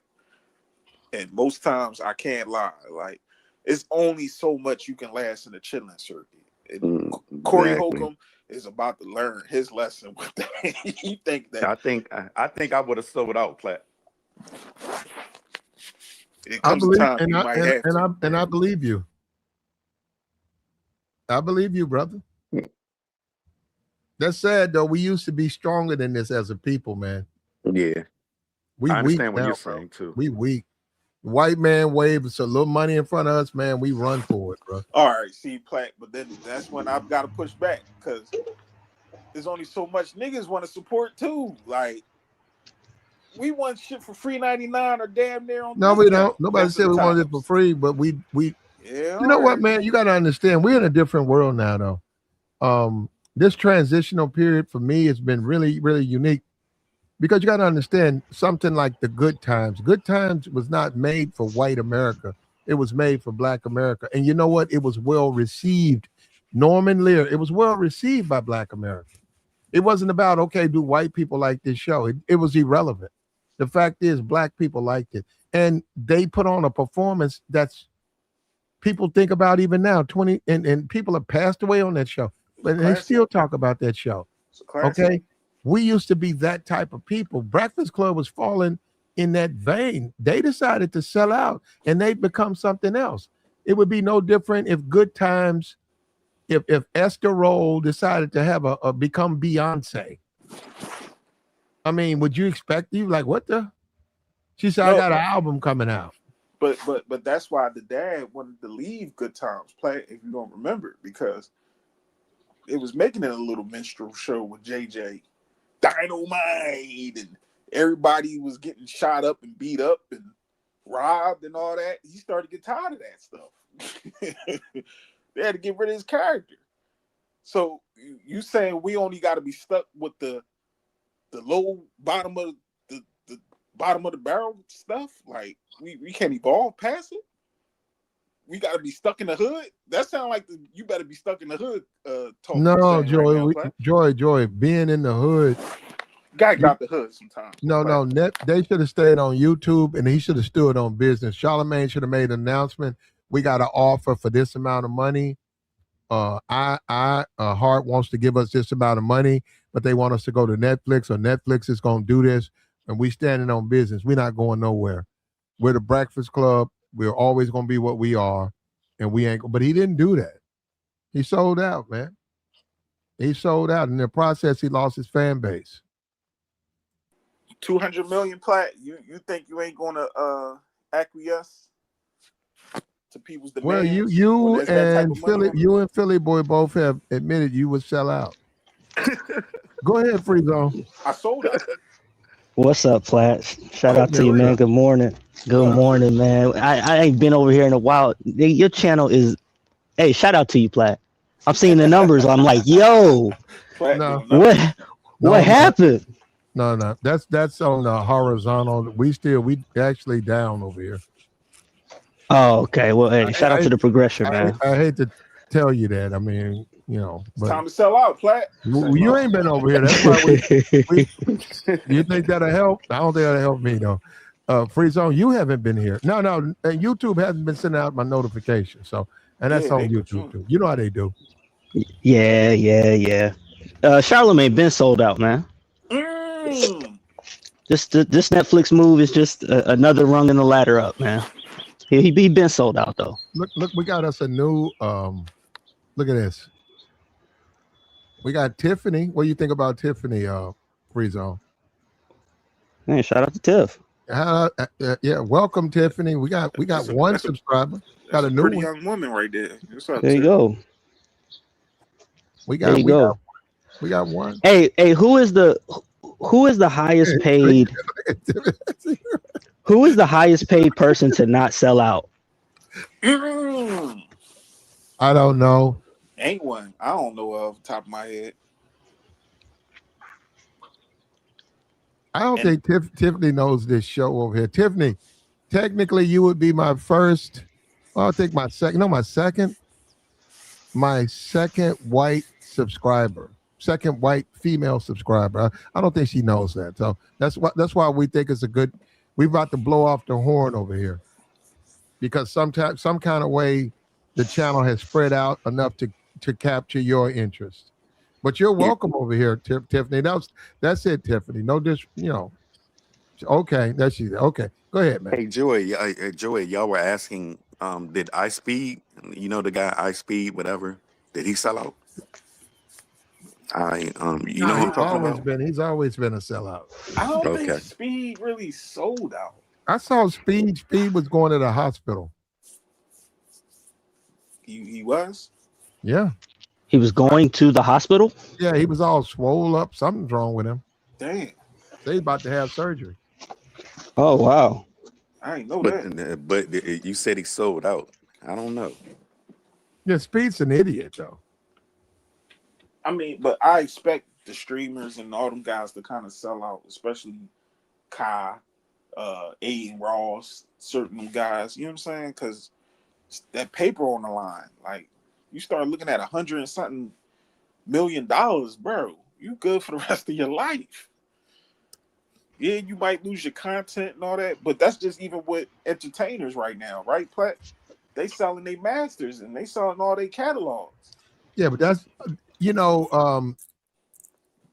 I'd say in the next 3 years, washed up rappers and washed up singers, they're not going to have the appeal that they have now. This social media still is new. So you have a Mace Cameron who are able to capture the moment. You have a Joe Buttons, but eventually people are going to go back to the talent, and you're not going to see those guys with those types of numbers because eventually you have to have a talent to do some of this stuff. And it's going to show because a lot of them don't know what they're doing. And a lot of guys find out it's not easy to do 2-hour monologues. That's just not easy, but they think it is because they sit in the back until they have to do it. It's harder than you think, brother. I wonder if it's easier than doing music. Said, I wonder if it's easier than doing music. Well, music, I don't know if you mean easy, but I'm saying your music, you want the people to enjoy your music. So when we said that Frankie Beverly doing a song with Nickelback or New Kids, In Sync, to his base would be like, man, you're doing a song with In Sync? He said, yeah, I'm trying to cross over to the new audience. They would say, well, what's wrong with this audience? What's more money? Okay, we get it, but still, what about us? And as he said, I'm chasing the money. And we've always, in the black community, we look at that as a sellout. No, we didn't say he couldn't do it. We just look at that as a sellout. But people like their Frankie Beverly just the way he is. Okay, is he going to make as much, Joey? No. But you know what he's going to do? He's going to the people are going to love him, and they're gonna enjoy his music. So he has to make up his mind. Do you want money or do you want the fans to enjoy your music? But Frankie Beverly had his time. You get what I'm saying? Just like people sometimes do gotta evolve out, Platt, because we remember the New Jack Swing. We start to hear Michael Jackson slide to that. You know what I mean? You start hearing other people start to Shaka Khan. We start hearing other people start to gravitate to Shaka Khan. Yeah, we start to hear people. Shaka Khan. Let me rock it. So Platt, you're saying they should have stayed in the Chitlin Circuit. Man, he did that, man. Baby, honey. Yeah, Melly Mel, he did that one, bro. Yeah. That's all he said was Shaka Khan, let me rock you. Yeah. I said Prince wrote that. Shaka Khan. See, I ain't even know. Shaka Khan. Yeah, me neither. Prince was talented. Prince was talented. Let me rock it. That's all I want to do, Shaka Khan. Let me rock it. Rock it, Shaka Khan.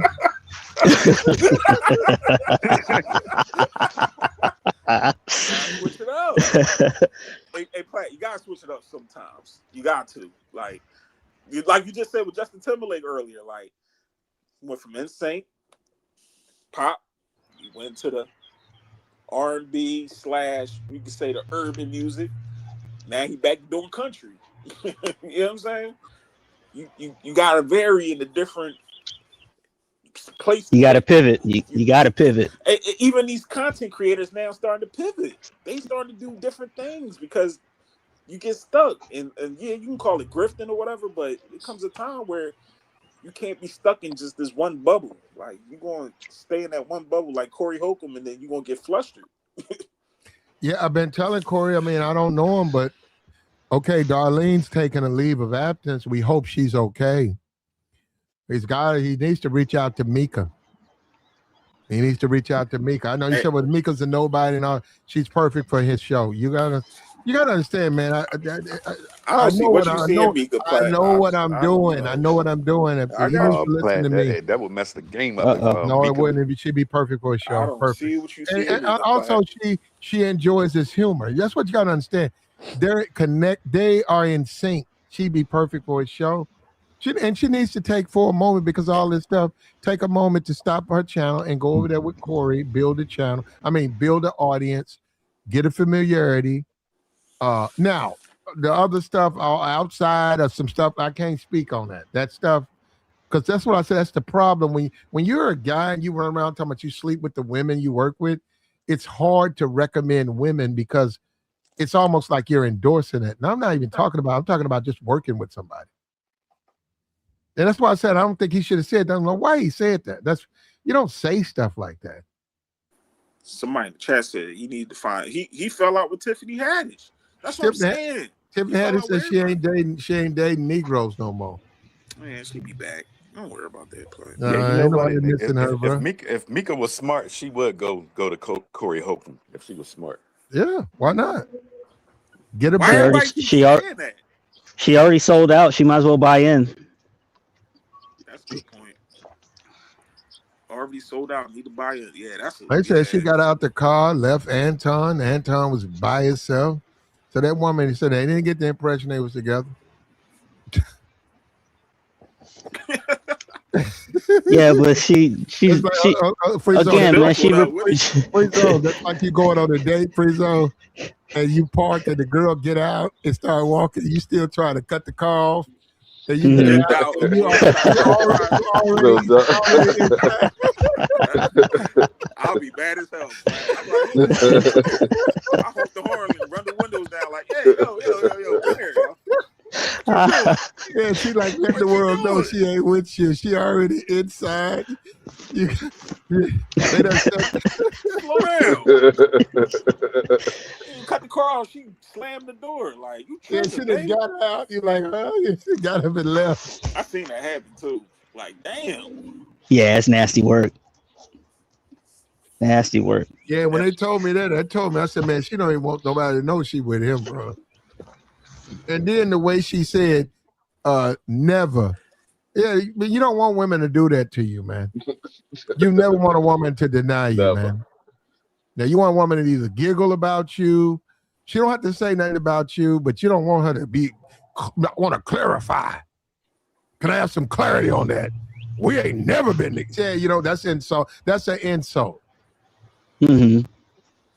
Yeah, she did that to him. I'm just looking at that saying, man, you don't get, he didn't even know that. I said, man, you guys are these YouTube guys, I don't know what's going on, man.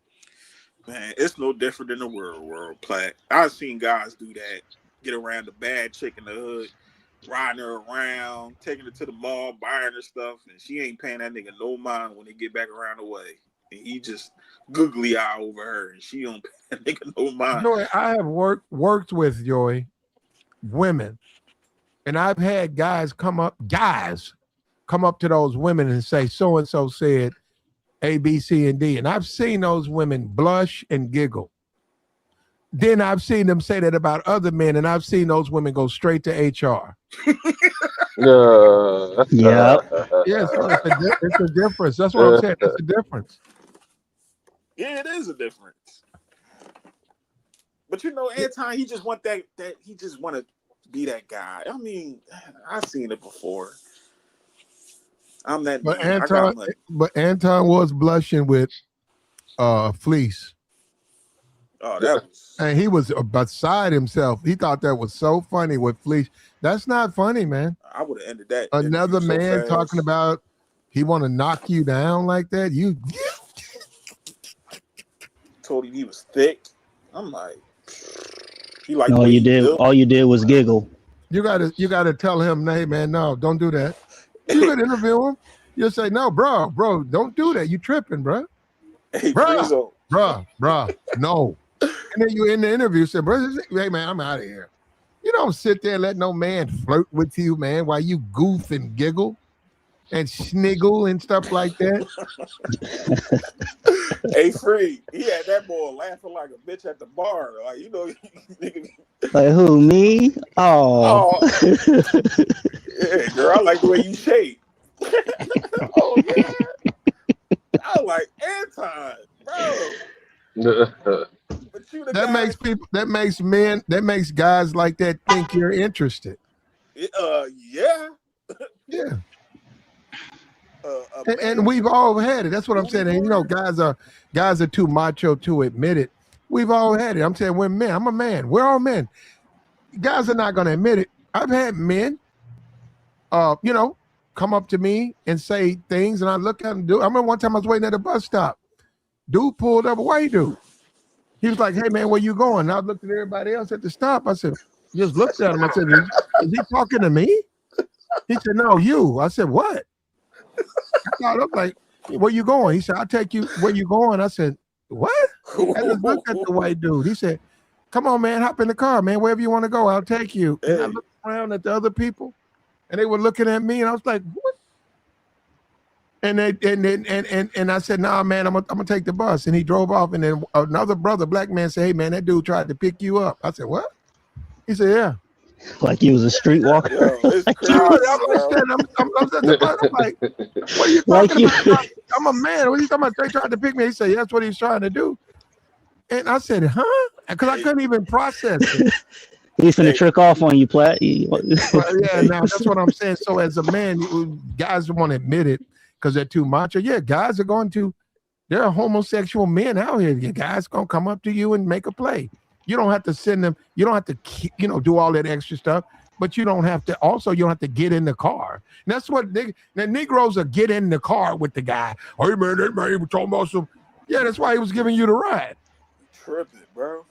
Yeah, I'm not getting in the car with that dude. I'm looking at what's wrong with that dude? He said, "Man, they doing just like a man would do. He sees a woman he likes, he tries to make a play at her." And I couldn't believe it. I said, "Man, that's insane." Yeah, And that's what I mean. When you now, if I would have goofed and giggled, if I'd have sat there, I leaned over in the window. Yeah, I was yeah, like, you think I'm fucking you talking about taking me out? Uh-oh. Get in the car. Yeah, that would have sent the wrong message. Yikes. That nigga Platt was on Fig, man. Just strolling through. Just passing by.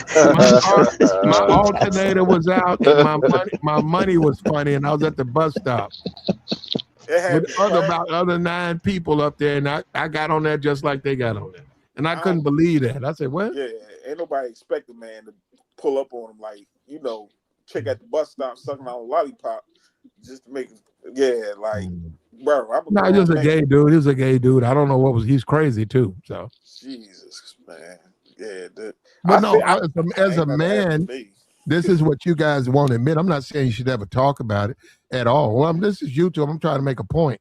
But as a man, especially black men, we don't like to talk about that there are gay men amongst us, and they do make plays. Look, I'm not saying you're going to take him. I'm not saying you got to send him to the morgue. I'm just simply saying that shit happens. Why? It's like we're afraid to admit it. Man, there's people out there like that. No, Platt, you ain't lying, because that happened to one of my homies. We went to Bloomingdale's, and this customer service guy, my man was looking at some jeans, and the guy was gay, and he started making passes at him. He putting the jeans up to him, talking about, "You don't look like a size 34." And he up there, he trying to be, you know. And then, you know, my man, he Muslim, and you know, if you know about Philly Muslim guys, they don't play like that. You know what I'm saying? With that community. Yeah.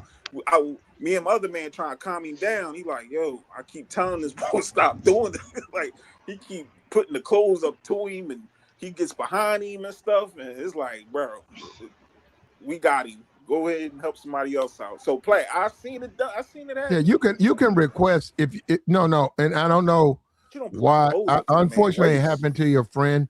But if I go to a place, a retailer that makes men's clothes, men's apparel, I can request a female salesperson.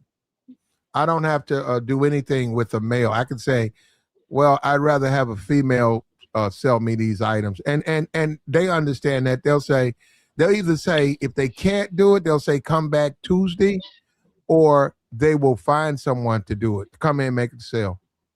You don't have to even deal with a man if you don't want to. You're buying jeans. You could tell a man, hey, and you also assume the men want to do it. They'd be like, yeah, well, you good, bro. I don't want to say, hey, bro, I got you. Give me 15 minutes. Here she comes. There you go. You can do it with a woman. Unless he's the only one there, Platt, then you. Then you could come back to. Then you come back Tuesday.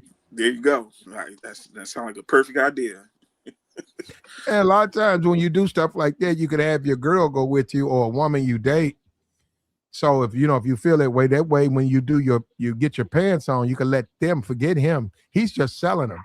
You put them on, then you walk in front of her and she lets you know if it's a good deal. Then she say, yeah, get those, or they're too tight or they're too loose. And then you do it with her. You don't have to even, that's what I'm saying. There's ways around things like that. You ain't lying, Clay. That's what I do with my girl. She goes with me. Yeah. How these fit, how these look. You know what I mean? You won't even need nobody to assist you, but I ain't got nothing against them people. They do what they do. But them, yeah, him And putting up on you, Platt, that's crazy. My thing on the gay side is if a man is gay, what does it have to do with you? You're straight. As long as he doesn't bother you. So he's gay. Okay, that dude gay. And I'm at a point in my life where I don't have to really, I can see him walking up steps. I can see their behaviors, and pretty much I can assess that they're gay. By the way they just carry themselves, man. It's a difference. It's a difference. That's what I'm saying. No, I hear what you're saying, Platt. My only thing is you can't tell. You can't tell, Joey. Yeah, I can tell. That's what I'm saying. You can just tell. You don't have to say nothing. You just be living your life, walking in the mall, and you can look at that dude and say, "Man, that dude, that dude gay." Yeah, I ain't got nothing against him, but nothing against him. I'm just saying that's his mannerism. That's his mannerism. That's what my only thing is when them people, their community started asserting themselves in the straight men activity, and that's why I'll be like, all right, bro, like, y'all gotta go over there because whatever y'all got going on, I respect. That's your thing, but straight men, what we got going on, like that's different. That's why a lot of them dudes be exposing dudes and DL and all that wild shit. He said some of your homies gay. What? And we're gonna get off this topic. He said some of your homies gay for real, and you don't even know. Everybody living their own life. I mean, well, you know what? No, Mr. Art. Okay. You're right. You're right, Mr. Art. Some of them are. You're right. No, some of them are. But as long as they don't bother you, what difference does it make? I'm not in this bedroom, period.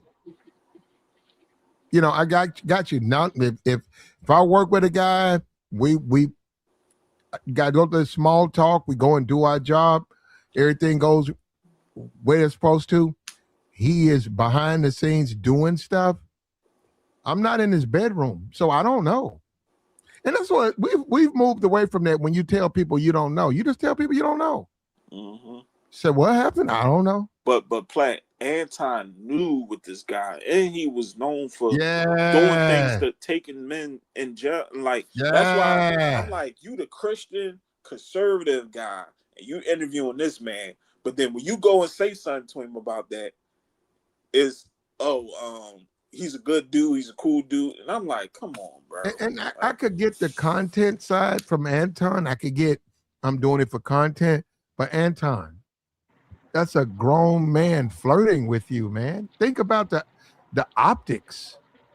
That's where there's a disagreement, because the optics are horrible, man. You don't want those types of optics, man. A man flirting with you, that's not cool, man. That's all. But we get it, you macho and all that. Nobody's trying to take from me. I don't know what you do. I know I wouldn't want no man. I wouldn't want no man flirting with her. That ain't cool. I would tell them not. I'm not going to get violent because we always go to that, right? No, I tell them, hey, man, that's not cool, man. Leave me alone. That guy, what's his name? Woody was ready to put hands on him. They did a 20v1 I seen somewhere, and I'm like, oh Well, man, you have to because they can go too far. and that's what he was about to do. He was about to take it too far with him. You gotta let them. That ain't cool because just like you have women, you have men who sexually harass women and won't leave those women alone. There are gay men out there who sexually harass men and they won't leave the men alone. And I get what you're saying. I get what you're saying. But I'm saying, believe it or not, the men will tell them, hey, man, I don't know what's going on with you. I need this job. But you need to leave me alone. Instead of, just leave me alone.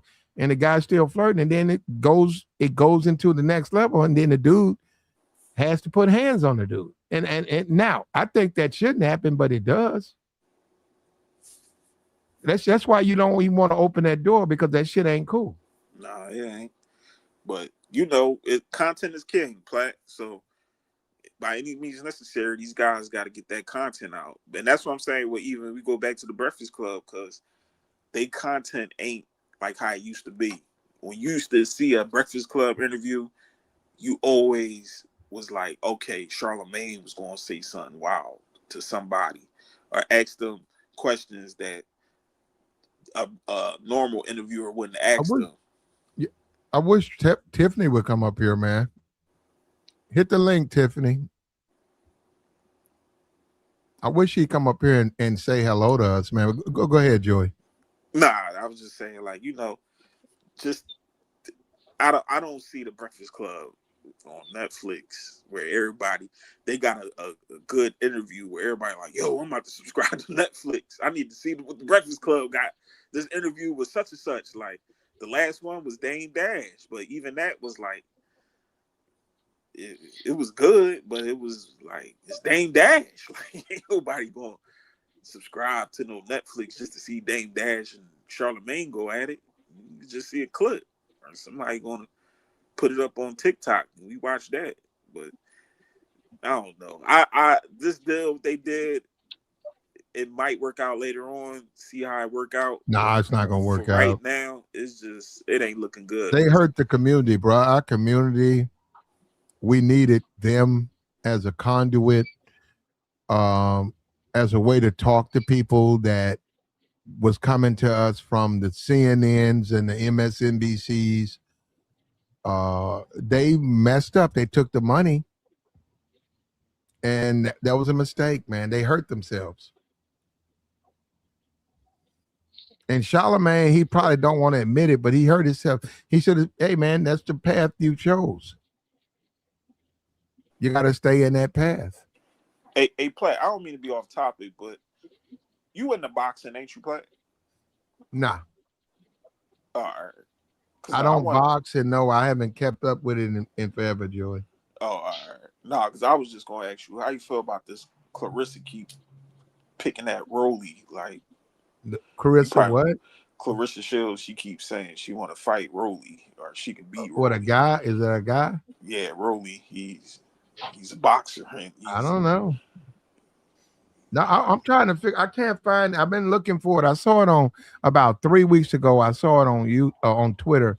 This real muscular chick was knocking people out, and I haven't been able to find her. But I think I know what you're talking about. No. This chick is buff. This chick because I keep finding other women. They're not. No, this chick built like a man. Her upper body. This chick is knocking people out. And they were saying she's never fought Clarissa. That's who she should be going after. I don't know her name, but I just saw it. But Platt, that buff stuff don't really matter. It look good, but trust me, I've seen the buffest guys get put to sleep. Hey, fellas, I'm getting a report that Trump just sent ground troops to Iran. Did y'all hear anything about that? Yeah. 2,500 Marines. And it's going to be a slaughter because Iran's got, they'll probably send 50,000 and they're going to get them. They're going to position themselves where they can take shots. And you also got to remember, they have no problem with arming themselves with weapons and running toward the enemy. We now see that's the thing because they were talking about America. We're different. We don't really live like, hey, put bombs on your head and run toward the enemy. That's just not how we see things. But they do see things like that. Oh yeah. Full throttle. So that makes things bad. And that's foreign soil too. So that's not good for us, man. I seen this girl on TikTok, Platt. She crying because she was on that flexing and she just signed up for the army. They gave her that bread, got a nice little spot, nice car, and she got to go to war. She like, man, I ain't signed up for this. Well, yes, you did, sweetheart. You did. Yeah. You got to go. She like, I don't want to go. If you don't What go, did she sign up for? A free check and a car? that's what everybody's saying. They like, sweetheart, what you think? If you don't go, you're going to go to jail. They got a special prison for you people that don't want to go. You don't follow directions. Go ahead. They got jail for you. Yeah, all you gotta do is just put her car somewhere and go do her little 7-8 months, man. Watch her back, follow orders, and come on back here. She wanted that bread. Yeah, but I wonder where they be kicking brothers out for razor bucks right now. They probably still are.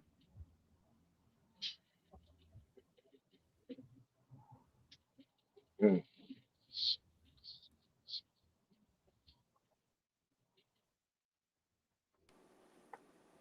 Yeah, let me get my day started. Holler at you, Platt. Holler at you, fellas. All right, Bree brother. still up here? All right, Take care, Enjoy bro. your day. All Take right, care, Platt. Joey. Yeah, I'm still, about this Breakfast Club thing, man. I still don't understand what's so bad about the Chitlin Circuit. I mean, seemed like they Yeah. convinced us there was something was wrong with it, and we even started to criticize and ridicule ourselves for being in it because we're supposed to, take it to another so-called quote another level. But then at the end of the day, when you fall off, you go right back to the Chitlin Circuit that Mm-hmm. had your back for the whole time. Yeah, You know, mainstream has always dangled that carrot for any black entertainer artist that crossover, and if you cross over, things will be so much better. When within the black community, you're accepted. Yeah, you're not gonna make as much, but guess what? We love what you do, and we're gonna support you. We're loyal. We're gonna help you. We're gonna support you. Now we ain't gonna be able to support a whole lot, but we'll do it. And black entertainers have said, "Hey, I'll take the carrot," and they run a risk, man, because when they're not well received in the white community, they become useless and worthless. Then they burnt their bridges in the black community. They have no value, and that's what you're going to see with the Breakfast Club. Breakfast Club is flopping. I don't care. Netflix can say whatever they want. Breakfast Club is flopping. Eventually, Breakfast Club is going to wind up back on YouTube or a version of it, and it's not going to be the same. hey, you remember a young brother named Spoken Reasons that was on YouTube? It was a YouTube comedian. Nah, but go ahead. Yeah, he was really big on YouTube doing skits, and he wound up getting a deal, and we ain't heard from him since. So he's a perfect example of somebody who went over there who's supposed to have been leveling up, and that was it, bro. We never heard from him since. I have no idea where he is now.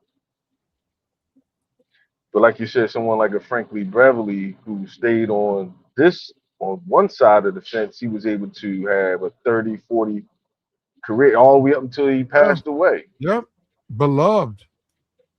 Man, Yeah, you could raise Frankie up right now from the dead and he'd sell out. exactly.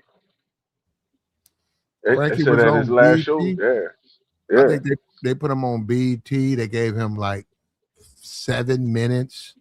They gave him a ridiculous amount of time. They treated him way better than they treat these other guys. People wanted to hear him. And when you talk about new stuff, Franklin, really, where's this new? Franklin made a bunch of songs, what, in the 70s, 80s? I don't think he made a new album forever. Yeah. We Are Yeah. One.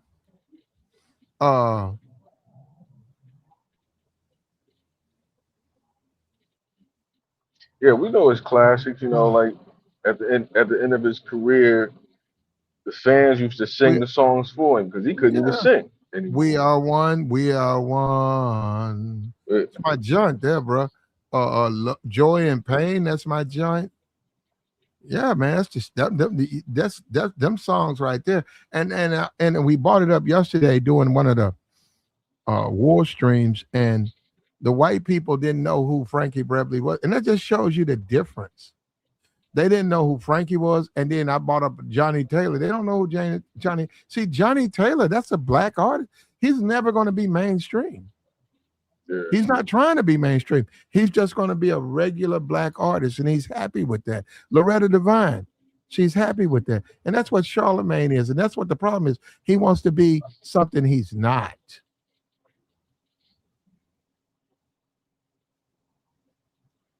And some people saying turning your back on your people. Yeah, that's what Charlemagne. That's what they saying.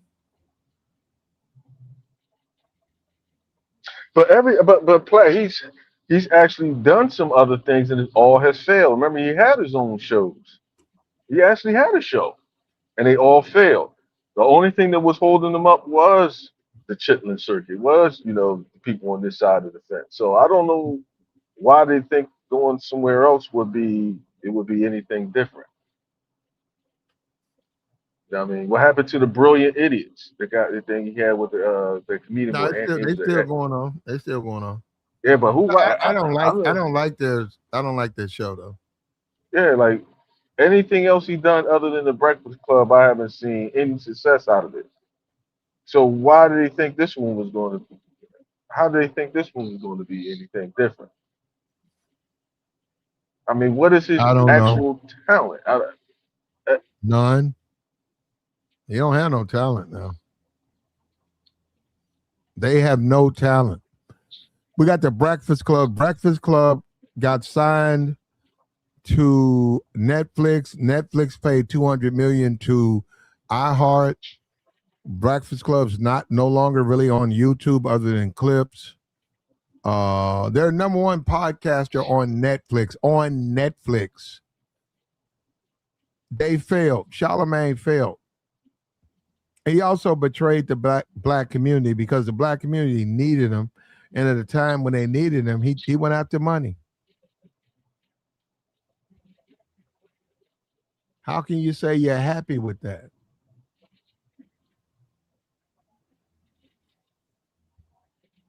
So if he fails, also his political commentary, because remember he had presidential candidates, he was interviewing with them, and he was one of the only urban, stations or channels that was actually getting the interviews with prominent presidential candidates. So what happens if he fails? What happens with that? Do they find someone else to interview, or we just won't have access to no politicians anymore? Man, I don't know. I don't know, Freeze. But go ahead, Freeze. I'm just saying, other than him, who else was the presidential candidates interviewing with on an urban circuit? I can't think of anybody else. Probably none of them. I don't think it was. I'm thinking of Roland, but I can't even see Roland. Roland.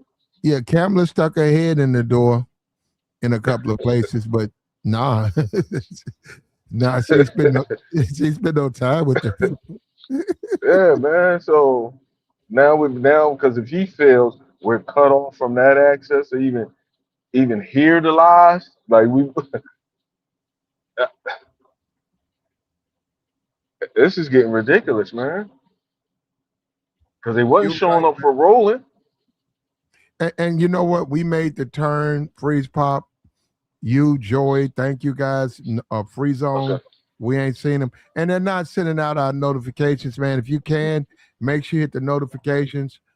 Right now, during this war, we're going to really focus on those topics. We want to help the troops, and we're keeping up with that. But we're going to go back to our pop culture. Believe me, we're going to go back to these type. We got game coming up. We got lots of game. So like the stream, man. Support the platform. Hit the cash app. All right, bro. All right, brother. All right, bro. Have a good weekend, bro. All right, brother. Hit Peace. the cash app. Hit the super chat. Hit the cash app. Hit the super chat. We got Easter coming up. Get your shit together, man. Come on, man. We got Easter coming up. What you gonna do? What you gonna do?